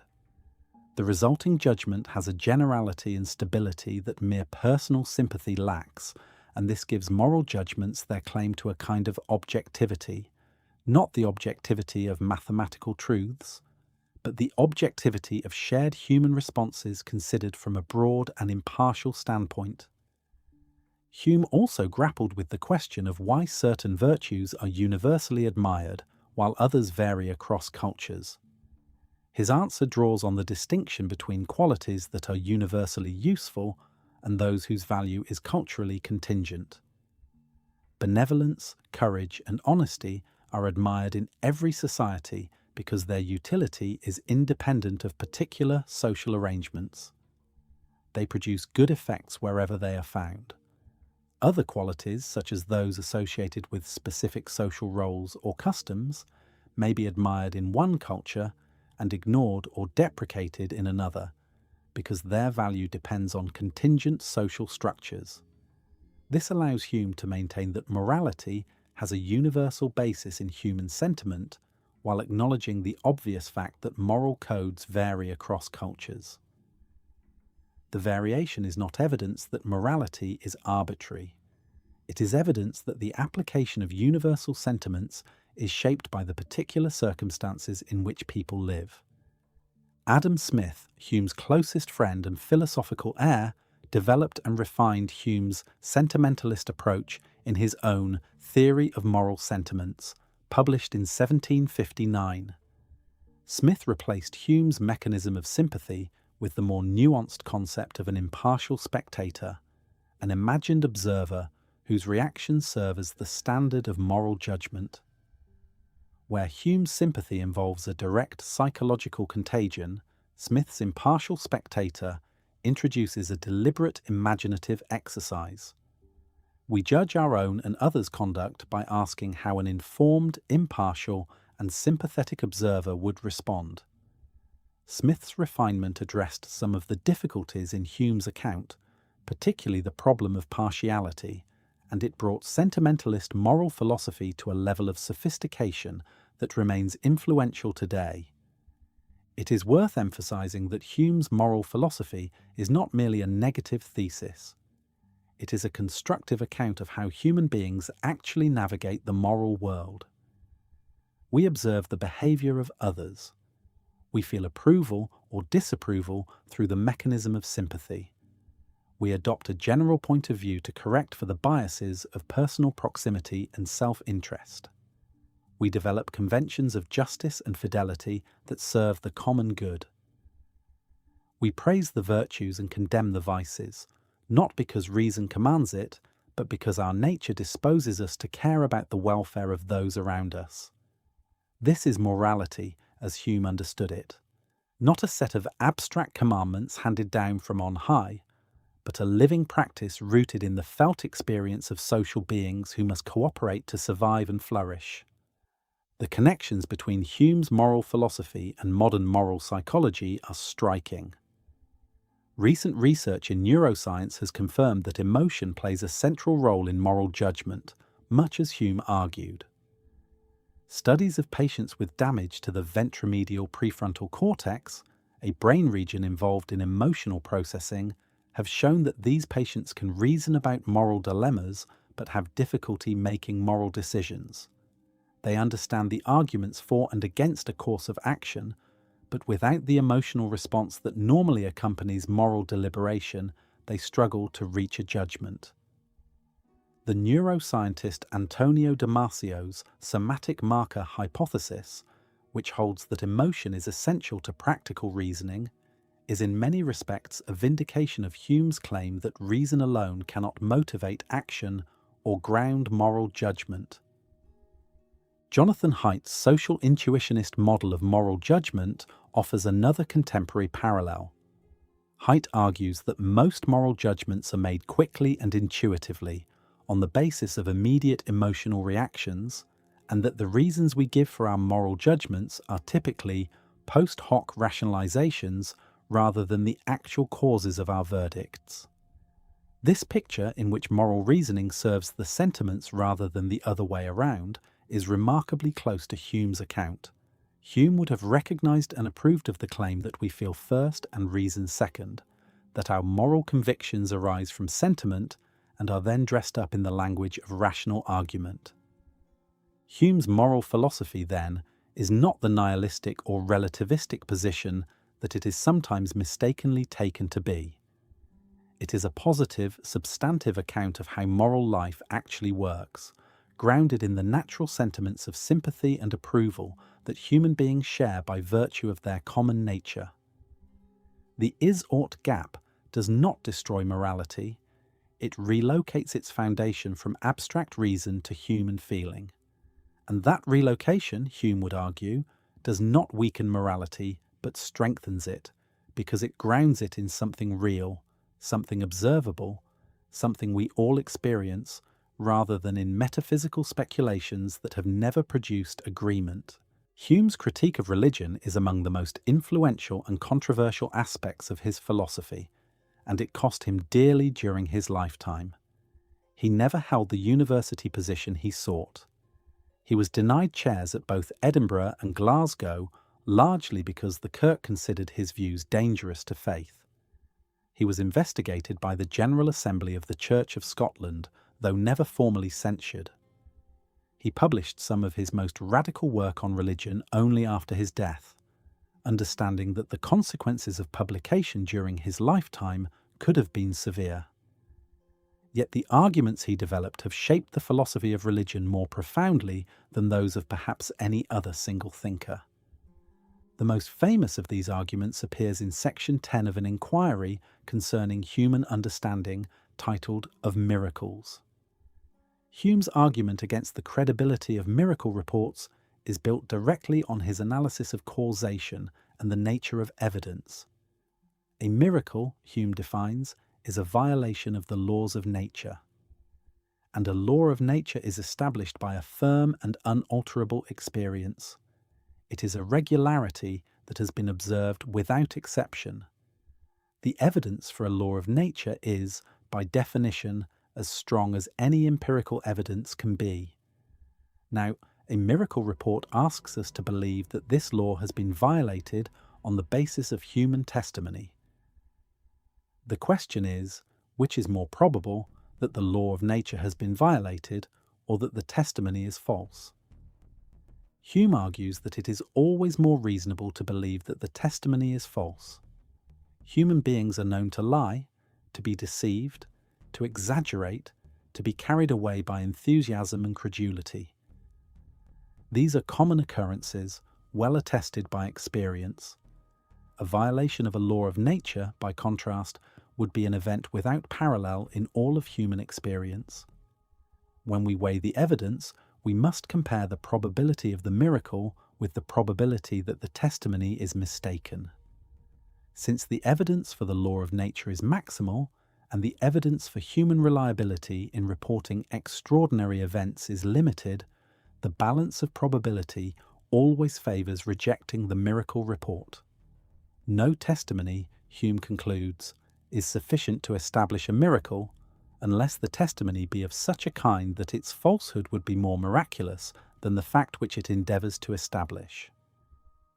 Hume reinforces this general argument with several additional observations. He notes that miracle reports tend to come from people who lack credibility: the ignorant, the barbarous, the credulous. He notes that miracle reports are most common among peoples and in times where education and critical thinking are least developed. He points out that the miracle reports of different religions contradict one another, so that the evidence for the miracles of one religion is also evidence against the miracles of every other religion. And he observes that human beings have a natural love of the marvellous, a psychological tendency to believe and propagate extraordinary stories that flatters their desire for wonder and excitement. All of these factors taken together mean that the evidence of testimony for miracles is systematically weaker than it appears. The logical structure of the argument deserves careful attention. Hume is not making the dogmatic claim that miracles are impossible. He is making a claim about evidence.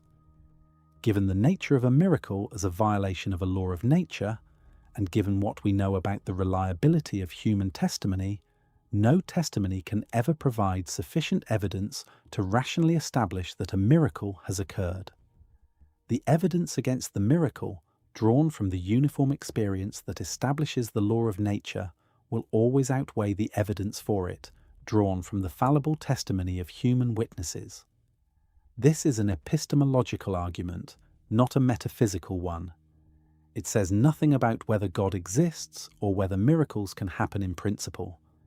It says that we can never be rationally justified in believing that one has happened, because the evidence for the regularity of natural law will always be stronger than the evidence of any testimony to the contrary.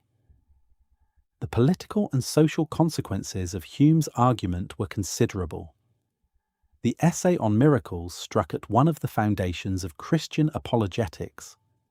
The resurrection of Jesus, the central miracle of Christianity, rests entirely on the testimony of the apostles as recorded in the Gospels. If Hume's argument is correct, then this testimony, no matter how sincere, can never be sufficient to establish the reality of the resurrection, because the prior probability of a dead man returning to life is vanishingly small compared with the probability that the witnesses were mistaken, deceived, or legendary. Hume understood that his argument had this implication, and he was careful in how he presented it. He framed the essay as a contribution to logic and epistemology, rather than as a direct attack on Christianity. But the implication was clear to every reader, and it provoked fierce responses from theologians across Britain and Europe. Beyond the essay on miracles, Hume developed a deeper and more systematic critique of natural religion in his Dialogues Concerning Natural Religion, a work he began writing in the 1750s but withheld from publication during his lifetime. It appeared posthumously in 1779, 3 years after his death, in accordance with his wishes. Hume chose the dialogue form for a reason. The form allowed him to present multiple perspectives on the question of God's existence without committing himself definitively to any one of them. It also provided a measure of deniability. He could claim that the views expressed by the characters were not necessarily his own. The dialogues feature 3 main speakers. Cleanthes defends the argument from design, arguing that the order and complexity of nature provide strong evidence for an intelligent designer, just as a watch implies a watchmaker. De Meyer defends a more orthodox and mystical theology, holding that God's nature is entirely beyond human comprehension and that arguments from experience cannot reach the divine. Philo, the philosophical skeptic, raises devastating objections to both positions, questioning whether the analogy between human artifacts and the natural world is strong enough to support the inference to a designer, and pressing the problem of evil as evidence against any benevolent creator. Which character represents Hume's own view has been debated by scholars for over 2 centuries. The most common interpretation identifies Philo as Hume's mouthpiece, since Philo's arguments are the most philosophically sophisticated, and since they are consistent with the skeptical positions Hume defends in his other writings. But the matter is not straightforward. Philo makes a surprising concession near the end of the dialogues, acknowledging that the cause or causes of order in the universe probably bear some remote analogy to human intelligence. Some scholars have taken this concession at face value, arguing that Hume was not an atheist, but a deist or a minimal theist who accepted some form of the design argument while denying that it could establish anything about God's moral attributes or providential care. Others have argued that Philo's concession is ironic, a concession so thin that it amounts to an effective denial of any meaningful theism. The ambiguity may be intentional. Hume seems to have wanted to leave the question open rather than to close it with a definitive pronouncement. One of the most powerful arguments in the dialogues is the problem of evil, which Philo presses with great force. If God is all-powerful, all-knowing, and perfectly good, then why does the world contain so much suffering? Philo catalogues the miseries of human and animal existence: disease, famine, natural disaster, cruelty, the constant struggle for survival. He argues that the actual state of the world is not what we would expect if it were created by a benevolent and omnipotent deity. The distribution of suffering appears random and disproportionate. The good do not prosper, and the wicked do not suffer as a moral universe would require. Philo does not claim that the existence of evil conclusively disproves God's existence. He argues, more modestly, that the evidence of the world we actually live in does not support the inference to a benevolent designer. At best, the evidence is consistent with an indifferent or morally neutral cause of order. Whether Hume was an atheist is a question that continues to generate scholarly debate. The label atheist carries connotations that may not fit Hume's position. He never made a flat denial of God's existence. What he denied was that any of the traditional arguments for God's existence succeed, and that human reason can reach any substantive conclusions about the divine nature. This is consistent with atheism, but it is also consistent with agnosticism or with a deism so thin as to have no practical consequences. Hume seems to have regarded the question of God's existence as genuinely unanswerable on the basis of the evidence available to human beings. He did not claim to know that God does not exist. He claimed that we cannot know that God does exist, and that the traditional arguments for God's existence fail. It is worth noting the care with which Hume approached these matters publicly. He lived in a society where open atheism could bring serious social and professional consequences. The Kirk had the power to censure and to influence university appointments. Hume was aware that his views would be scrutinized, and he calibrated his public statements accordingly. He often presented his arguments hypothetically or attributed them to unnamed interlocutors. He framed his critique of religion as a contribution to philosophy rather than as a direct assault on faith. Whether this caution reflected genuine uncertainty about the existence of God or merely prudence in a hostile environment is itself a matter of interpretation. What is clear is that Hume refused to affirm orthodox Christian belief at any point in his life, and that his philosophical arguments systematically undermined every rational foundation that had been offered for such belief. The Natural History of Religion, published in 1757, offers a complementary perspective on Hume's thinking about religion. Where the dialogues examine the philosophical arguments for God's existence, the Natural History examines the psychological and social origins of religious belief. Hume argues that religion does not originate in rational reflection on the order of nature. It originates in the fears and hopes of early human beings confronting a world they could not control or understand. The first forms of religion were polytheistic, not monotheistic, and they arose from the tendency to personify the unknown forces that governed human fortune. Monotheism, on Hume's account, is a later development that emerged not from philosophical sophistication, but from the human tendency to flatter and elevate the most powerful deity in a polytheistic pantheon until it absorbs all the others. This naturalistic account of religion's origins was, in its own way, as subversive as Hume's philosophical arguments. It suggested that religious belief is a product of human psychology rather than a response to divine revelation.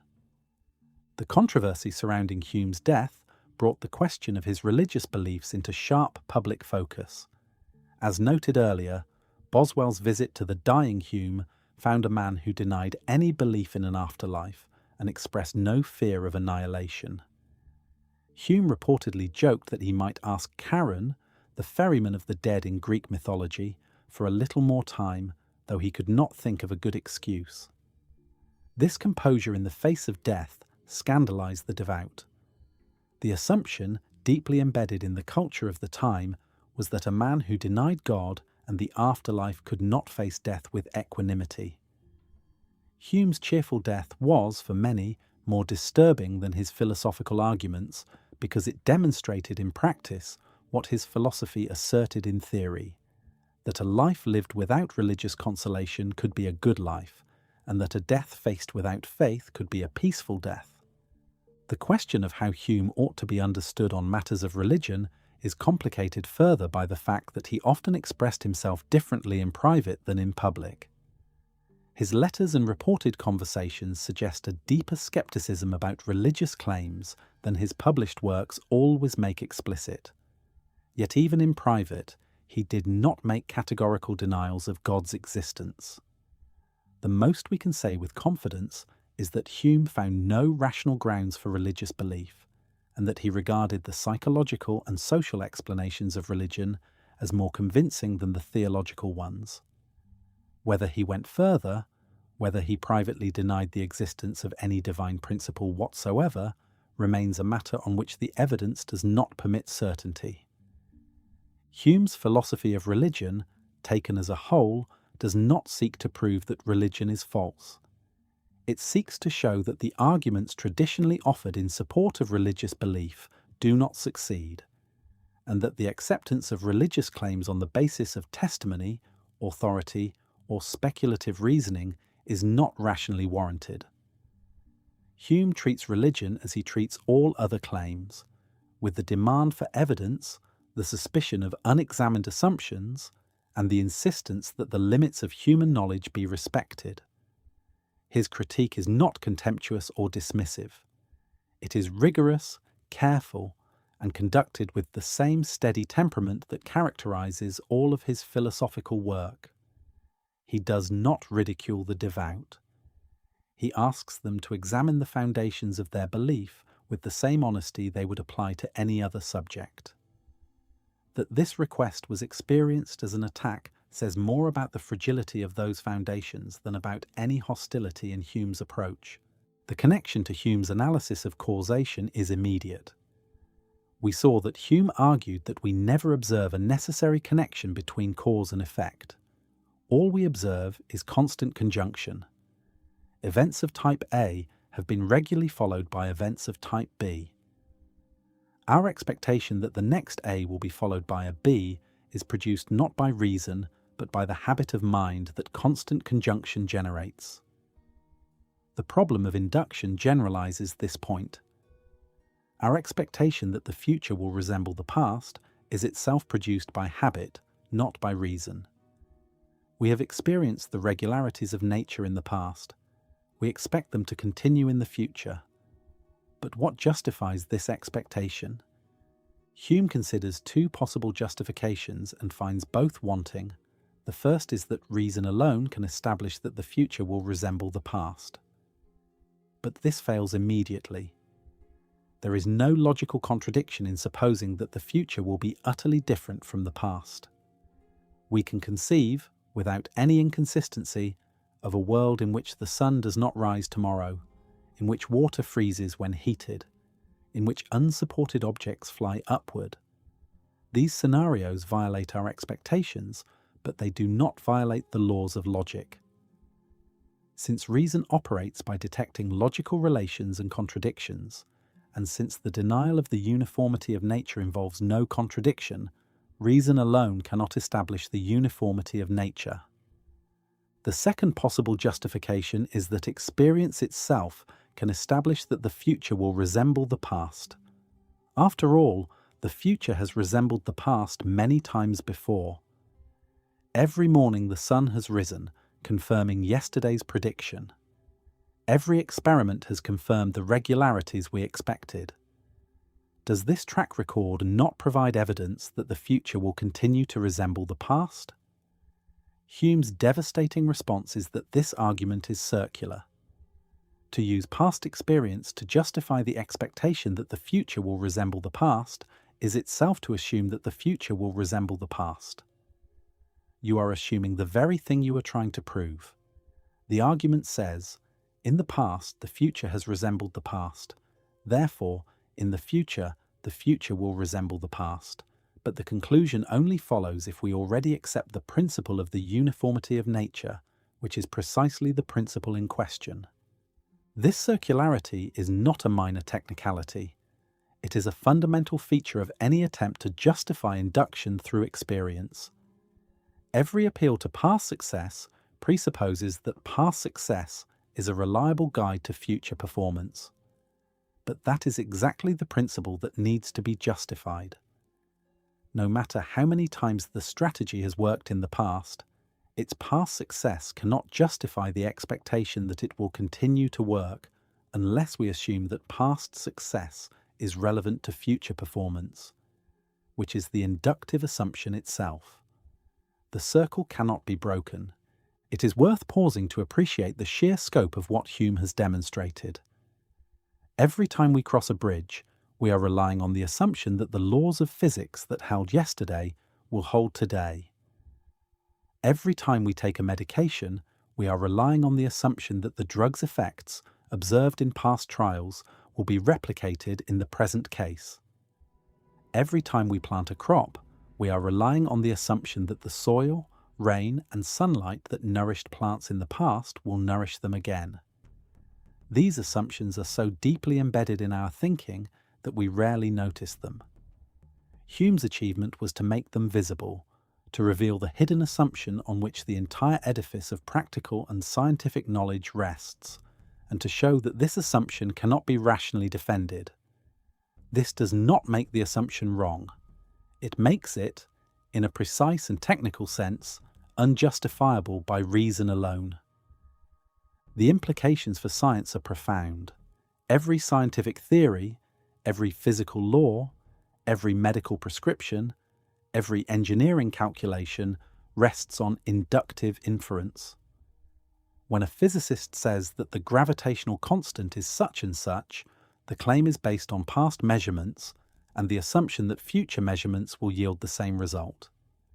When a doctor prescribes a medication, the prescription is based on past clinical trials and the assumption that the medication will have the same effect on the current patient.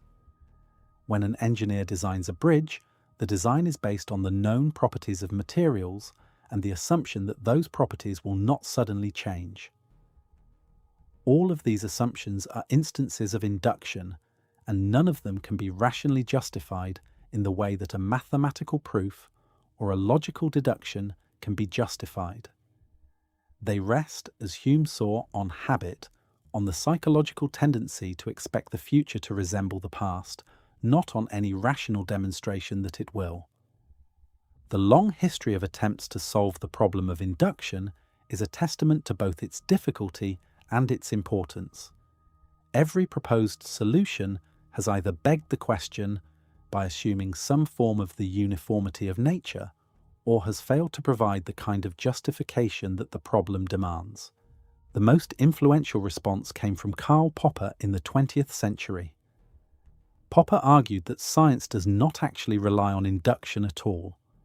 Instead of moving from particular observations to general laws, science moves from bold conjectures to rigorous attempts at refutation. A scientific theory is never confirmed by its successful predictions. It is merely not yet refuted. The method of science, on Popper's account, is not induction but falsification. We propose hypotheses and then try our hardest to prove them wrong. A hypothesis that survives many attempts at refutation is not thereby shown to be true, but it has demonstrated its resilience, and we are provisionally entitled to act on it until it is falsified. Popper's falsificationism is elegant, but it does not fully solve the problem. For one thing, even the act of falsification involves inductive assumptions. When a scientist performs an experiment that contradicts a theory, the conclusion that the theory is false depends on the assumption that the experimental results are reliable, that the instruments are functioning properly, and that the same experiment performed tomorrow would yield the same result. These are all inductive assumptions. More fundamentally, Popper's account cannot explain why we are justified in expecting that a well-tested theory will continue to succeed. If the past success of a theory provides no evidence for its future success, then we have no more reason to rely on a theory that has survived 1,000 tests than on one that was invented 5 minutes ago. But this seems absurd. Surely the track record of a theory counts for something. The problem is that explaining why it counts for something requires precisely the inductive principle that Hume showed we cannot justify. The pragmatist response, associated with thinkers such as Charles Sanders Peirce and William James, takes a different approach. Pragmatists argue that the question of whether induction is rationally justified is less important than the question of whether it works. We use induction because it produces results. It enables prediction, technology, medicine, and the practical mastery of nature. Whether this success can be given a rigorous philosophical justification is a secondary concern. Induction is the best method we have, and the proof of a method is in its fruit. Hume himself might have been sympathetic to this response, since he acknowledged that the habit of induction is indispensable for practical life. But as a philosophical justification, pragmatism merely changes the subject. The question is not whether induction is useful, but whether it is rationally justified. Saying that it works does not explain why it works, and it does not address Hume's argument that we have no rational grounds for expecting it to continue working. Nelson Goodman, in his 1955 work, Fact, Fiction and Forecast, deepened the problem of induction in a way that Hume did not anticipate. Goodman introduced the predicate grew, defined as follows. An object is grew if it is green before some future time and blue thereafter. All emeralds observed so far have been green. They have also been grew, since we have observed them before the specified future time. The past evidence, therefore, is equally consistent with the hypothesis that all emeralds are green and the hypothesis that all emeralds are grew. If induction tells us to project past regularities into the future, then it equally supports the prediction that emeralds will continue to be green and the prediction that they will turn blue at the specified time. The problem is not just that we cannot justify induction. It is that induction, even as a practice, underdetermines our predictions.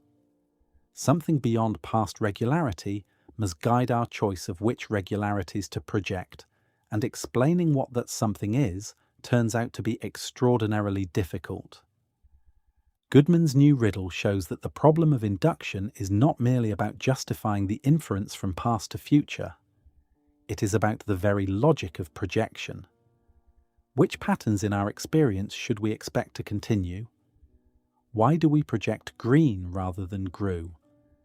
The answer cannot simply be that green is a more natural predicate, because the question of what makes a predicate natural is itself in need of justification.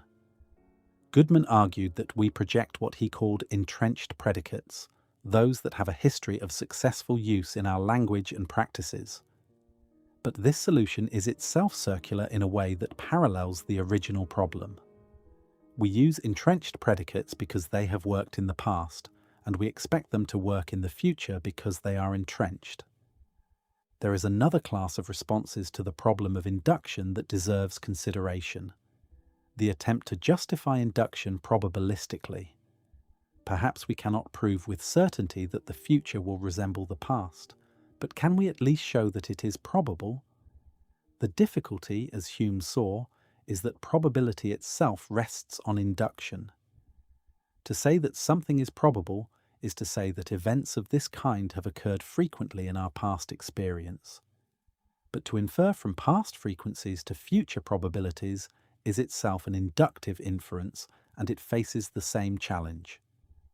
The appeal to probability does not solve the problem, it merely restates it in a different vocabulary. We cannot use induction to justify induction, whether the justification is framed in terms of certainty or in terms of probability. The circularity is inescapable. Some philosophers have attempted to dissolve the problem rather than solve it.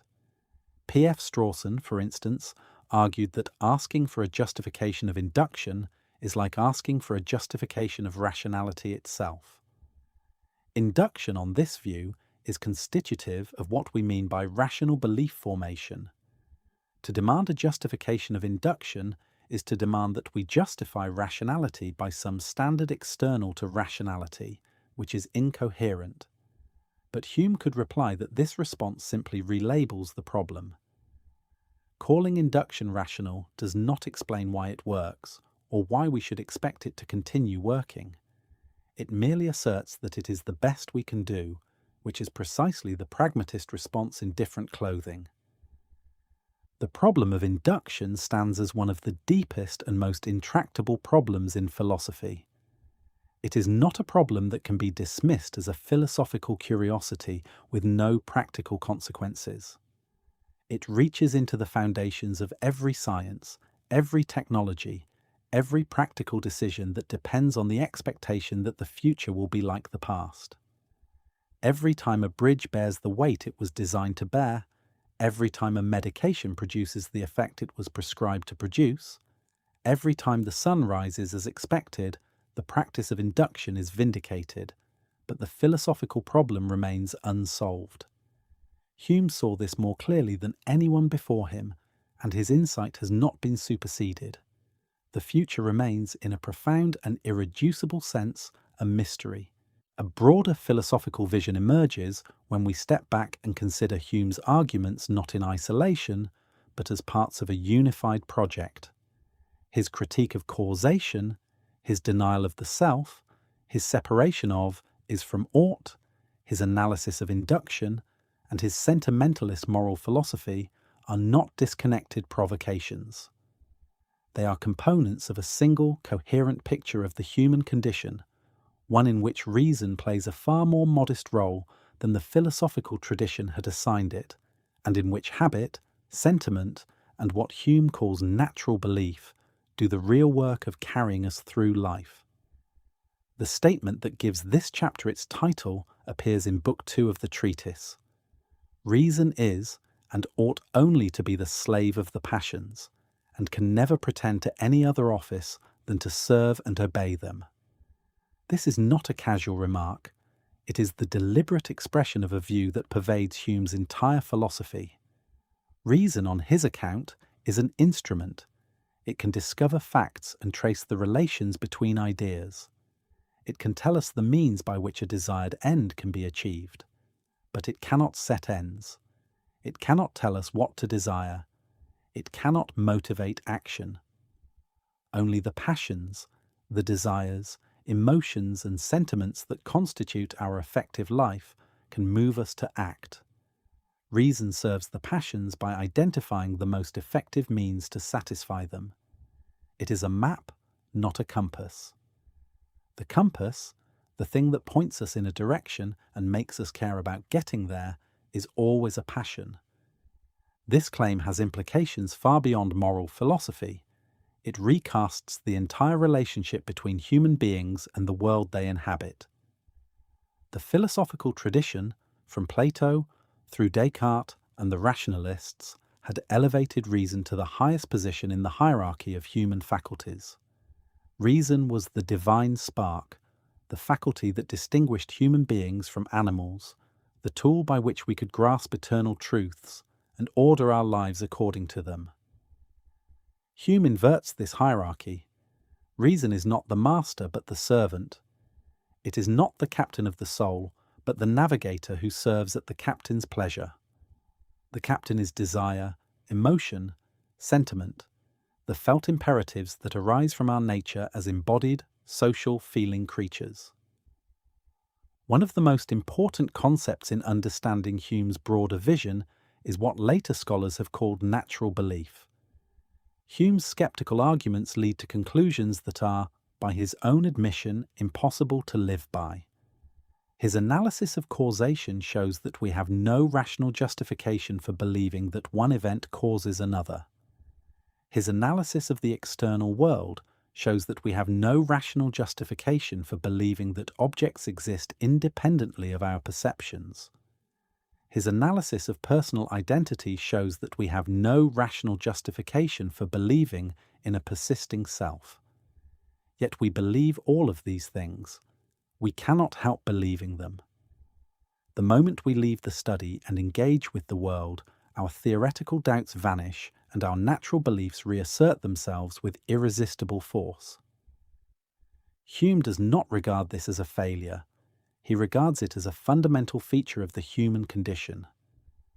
Natural beliefs are beliefs that nature has implanted in us so deeply that no philosophical argument can dislodge them. We believe in causation not because we have rationally demonstrated that causes and effects are necessarily connected, but because our minds are so constituted that the repeated experience of conjunction produces an expectation that we cannot suppress. We believe in the external world not because we have proved that objects exist independently of perception, but because the stability and coherence of our experience naturally produces this conviction. We believe in our own continued existence, not because we have found the self through introspection, but because the mind's natural tendency to smooth over the flux of experience creates the fiction of personal identity with such force that we cannot seriously doubt it. The tension between Hume the skeptic and Hume the sociable Edinburgher is one of the most fascinating aspects of his character and his philosophy. In the study, following the chain of philosophical argument wherever it leads, Hume arrives at conclusions that are deeply unsettling. The external world may be nothing but a construction of the imagination. Causation may be nothing but a habit of expectation. The self may be nothing but a bundle of fleeting perceptions. These conclusions, taken at face value, seem to dissolve the entire framework of ordinary life. If we cannot know that the external world exists, how can we navigate it? If causation is merely a psychological projection, how can we plan or predict? If the self is a fiction, who is doing the planning and predicting? Hume's answer is characteristically honest and characteristically humane. He does not pretend that his philosophical conclusions are comfortable.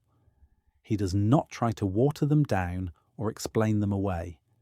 He acknowledges that his skeptical arguments, when pursued to their fullest extent, produce a kind of philosophical melancholy and delirium, a condition in which the mind finds itself surrounded by the deepest darkness and utterly deprived of the use of every member and faculty. But this condition is temporary. Nature intervenes. Hume dines with friends, plays backgammon, converses, and is merry. And when, after 3 or 4 hours of amusement, he returns to his philosophical speculations, they appear so cold and strained and ridiculous that he cannot find it in his heart to enter into them any further. This passage, from the conclusion of Book 1 of the Treatise, is one of the most remarkable in all of philosophy. It is a confession of intellectual humility so complete that it amounts to a new way of understanding the relationship between philosophy and life. Hume is not abandoning his skeptical conclusions. He is acknowledging that human beings are not purely rational creatures, and that philosophy cannot and should not attempt to replace the natural beliefs and practical instincts that make life possible. The skeptic who leaves the study and enters the world is not being inconsistent. He is being human. And being human means living by natural beliefs that philosophy can question but cannot destroy. This relationship between philosophical inquiry and practical life distinguishes Hume from both the ancient skeptics and the modern rationalists. The Pyrrhonian skeptics of ancient Greece, most notably Sextus Empiricus, had argued that suspension of judgment on all matters leads to a state of tranquility, ataraxia, a peace of mind that comes from giving up the fruitless quest for certainty. Hume admired the Pyrrhonists, but thought their position was ultimately unlivable. A person who truly suspended judgment about everything, who genuinely doubted whether food nourished, whether fire burned, whether cliffs were dangerous, would not achieve tranquility. He would achieve death. Total skepticism is not a philosophy. It is a recipe for self-destruction. The academic skeptics, particularly Cicero, offered a more moderate position.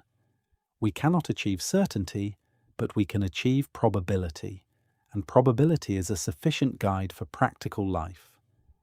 Hume was closer to this tradition, but he went beyond it. His innovation was to ground the legitimacy of our everyday beliefs, not in probability, which is itself a rational concept that faces Humean challenges, but in nature. We believe because we must, because our cognitive architecture compels us to form beliefs about causation, the external world, and the self, regardless of whether those beliefs can be rationally justified. This is not a weakness of the human mind. It is its saving grace. What Hume offers, then, is what might be called a mitigated skepticism, a term he uses himself. The mitigated skeptic does not pretend to have refuted the Pyrrhonist. He acknowledges the force of the skeptical arguments and concedes that they cannot be answered on purely rational grounds. But he recognizes that nature does not wait for philosophy to settle its disputes.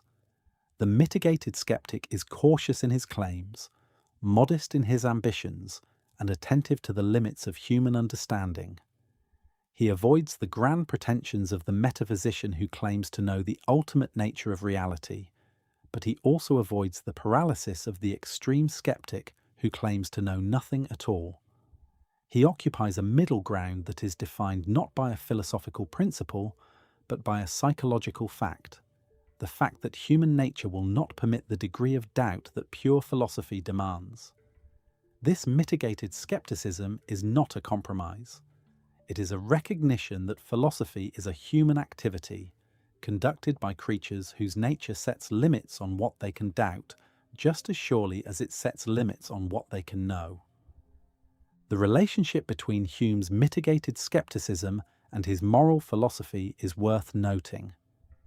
If reason cannot establish the foundations of knowledge, and if our beliefs about causation, the external world, and the self are products of natural dispositions rather than rational demonstrations, then the attempt to ground morality in pure reason is doubly hopeless.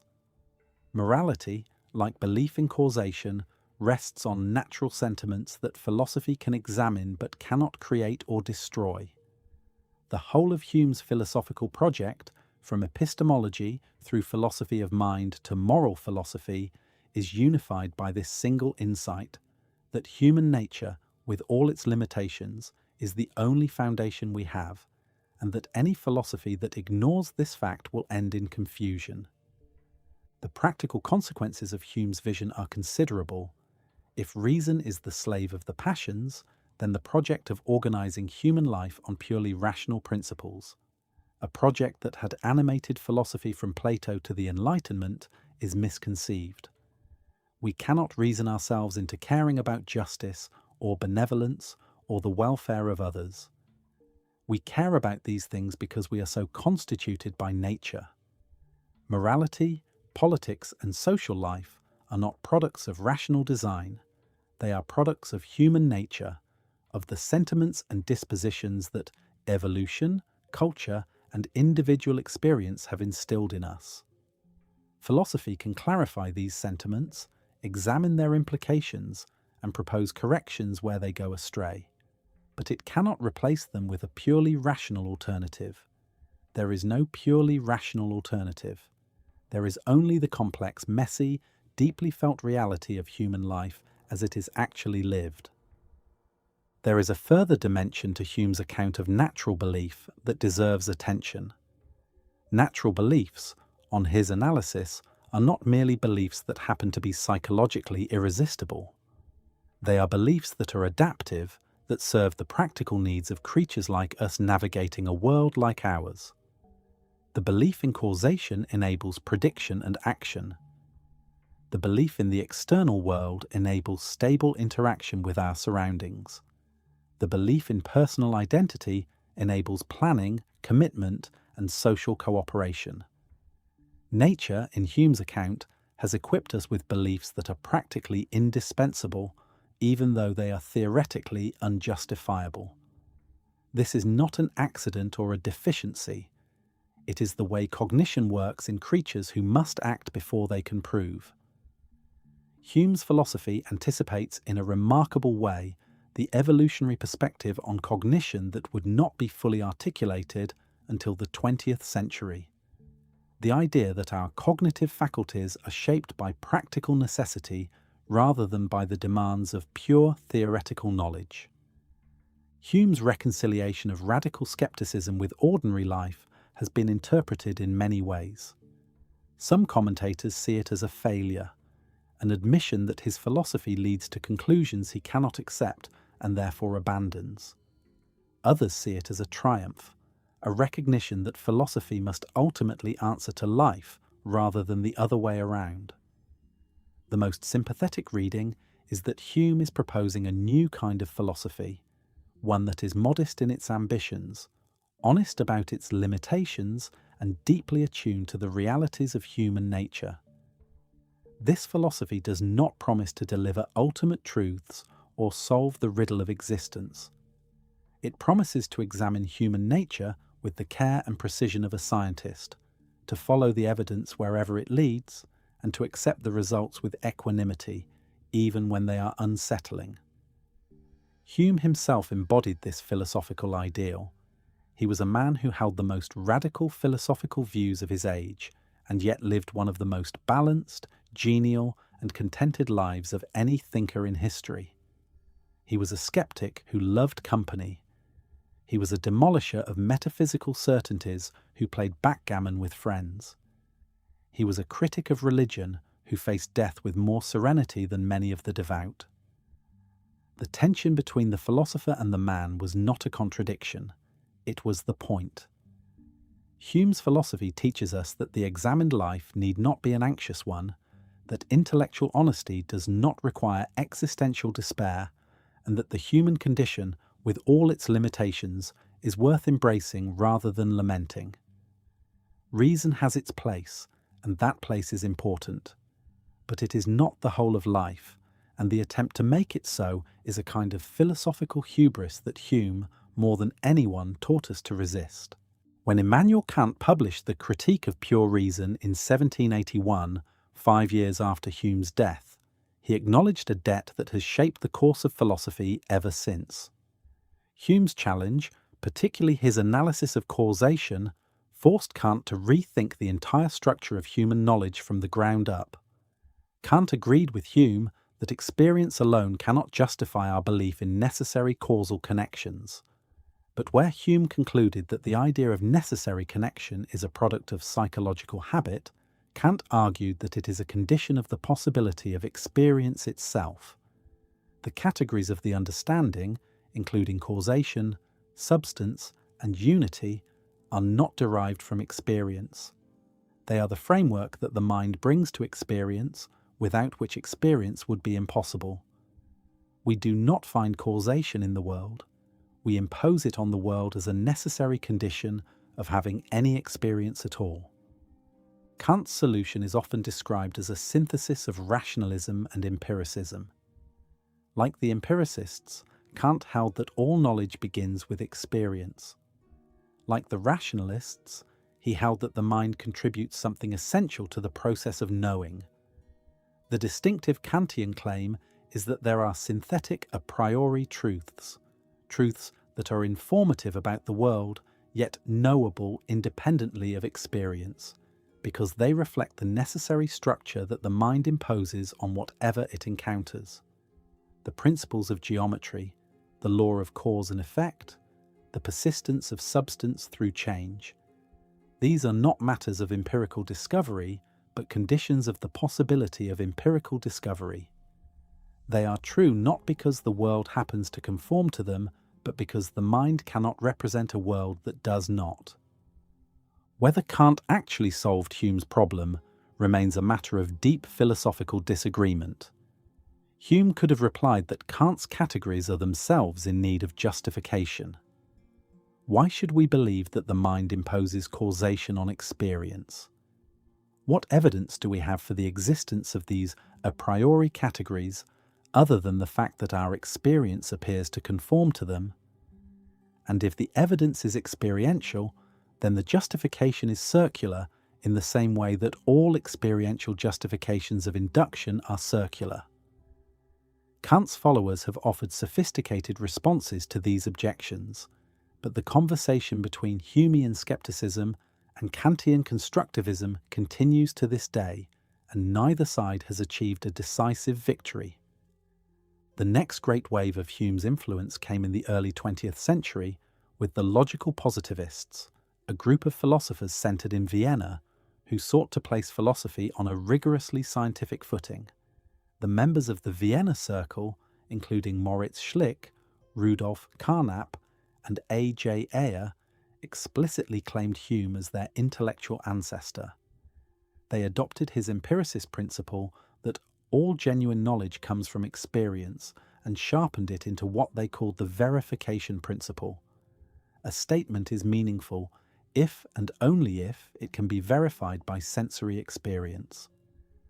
Any statement that cannot in principle be verified, including the grand claims of metaphysics, theology, and traditional ethics, is not false. It is meaningless.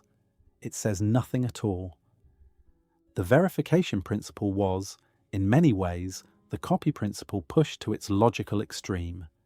Just as Hume demanded that every idea be traced to an impression, the positivists demanded that every meaningful statement be traced to an observation. The result was a wholesale rejection of metaphysics that went even further than Hume's own. Hume had argued that metaphysical claims about substance, necessary connection, and the soul were confused or empty. The positivists argued that they were literally without meaning, as empty of content as a string of nonsense syllables. This was a radical position, and it generated fierce opposition. But it also energized the analytic tradition in philosophy, driving a generation of thinkers to focus on the analysis of language, the logic of science, and the precise formulation of philosophical problems. The verification principle ultimately proved too blunt an instrument. It proved difficult to formulate the principle in a way that ruled out metaphysics without also ruling out many legitimate scientific statements, such as universal generalizations that can never be fully verified by finite observation. The positivists' own principle seemed to be itself unverifiable by experience, raising the question of whether it was meaningful by its own standards. By mid-century, the strict verification principle had been largely abandoned, but the spirit of Hume's empiricism lived on in the broader analytic tradition, particularly in the work of W.V.O. Quine, whose rejection of the analytic-synthetic distinction and whose naturalized epistemology bear a clear Humean imprint. In moral philosophy, Hume's influence has been equally profound and equally contested. The emotivist tradition, from Eyre through Charles Stevenson, drew directly on Hume's claim that moral judgments are expressions of sentiment rather than descriptions of fact. The broader tradition of sentimentalism in ethics, which includes not only Hume and Smith, but also contemporary figures such as Simon Blackburn and Alan Gibbard, maintains that moral judgments are fundamentally rooted in affective responses rather than rational intuitions. Even those who reject sentimentalism define their positions in response to Hume's challenge. Moral realists who argue for the objectivity of moral facts must explain how moral knowledge is possible given Hume's is-ought gap. Kantian ethicists who ground morality in pure practical reason must explain how reason alone can motivate action given Hume's argument that reason is the slave of the passions. The debate is shaped by Hume's questions even when the answers diverge from his. Hume's relevance to modern neuroscience is striking and increasingly recognized. His claim that reason is the slave of the passions, that emotion rather than rational calculation drives human behavior and decision-making, has found substantial empirical support in contemporary research. Antonio Damasio's work on patients with damage to emotion-processing brain regions has demonstrated that the loss of emotional capacity impairs practical decision-making even when cognitive abilities remain intact. Patients who cannot feel the emotional weight of their options cannot decide effectively among them. They can reason about alternatives endlessly, but cannot settle on a course of action. This is precisely what Hume's theory predicts. Without the passions to set ends and motivate action, reason spins in circles. The broader implications for psychology and the social sciences have been considerable.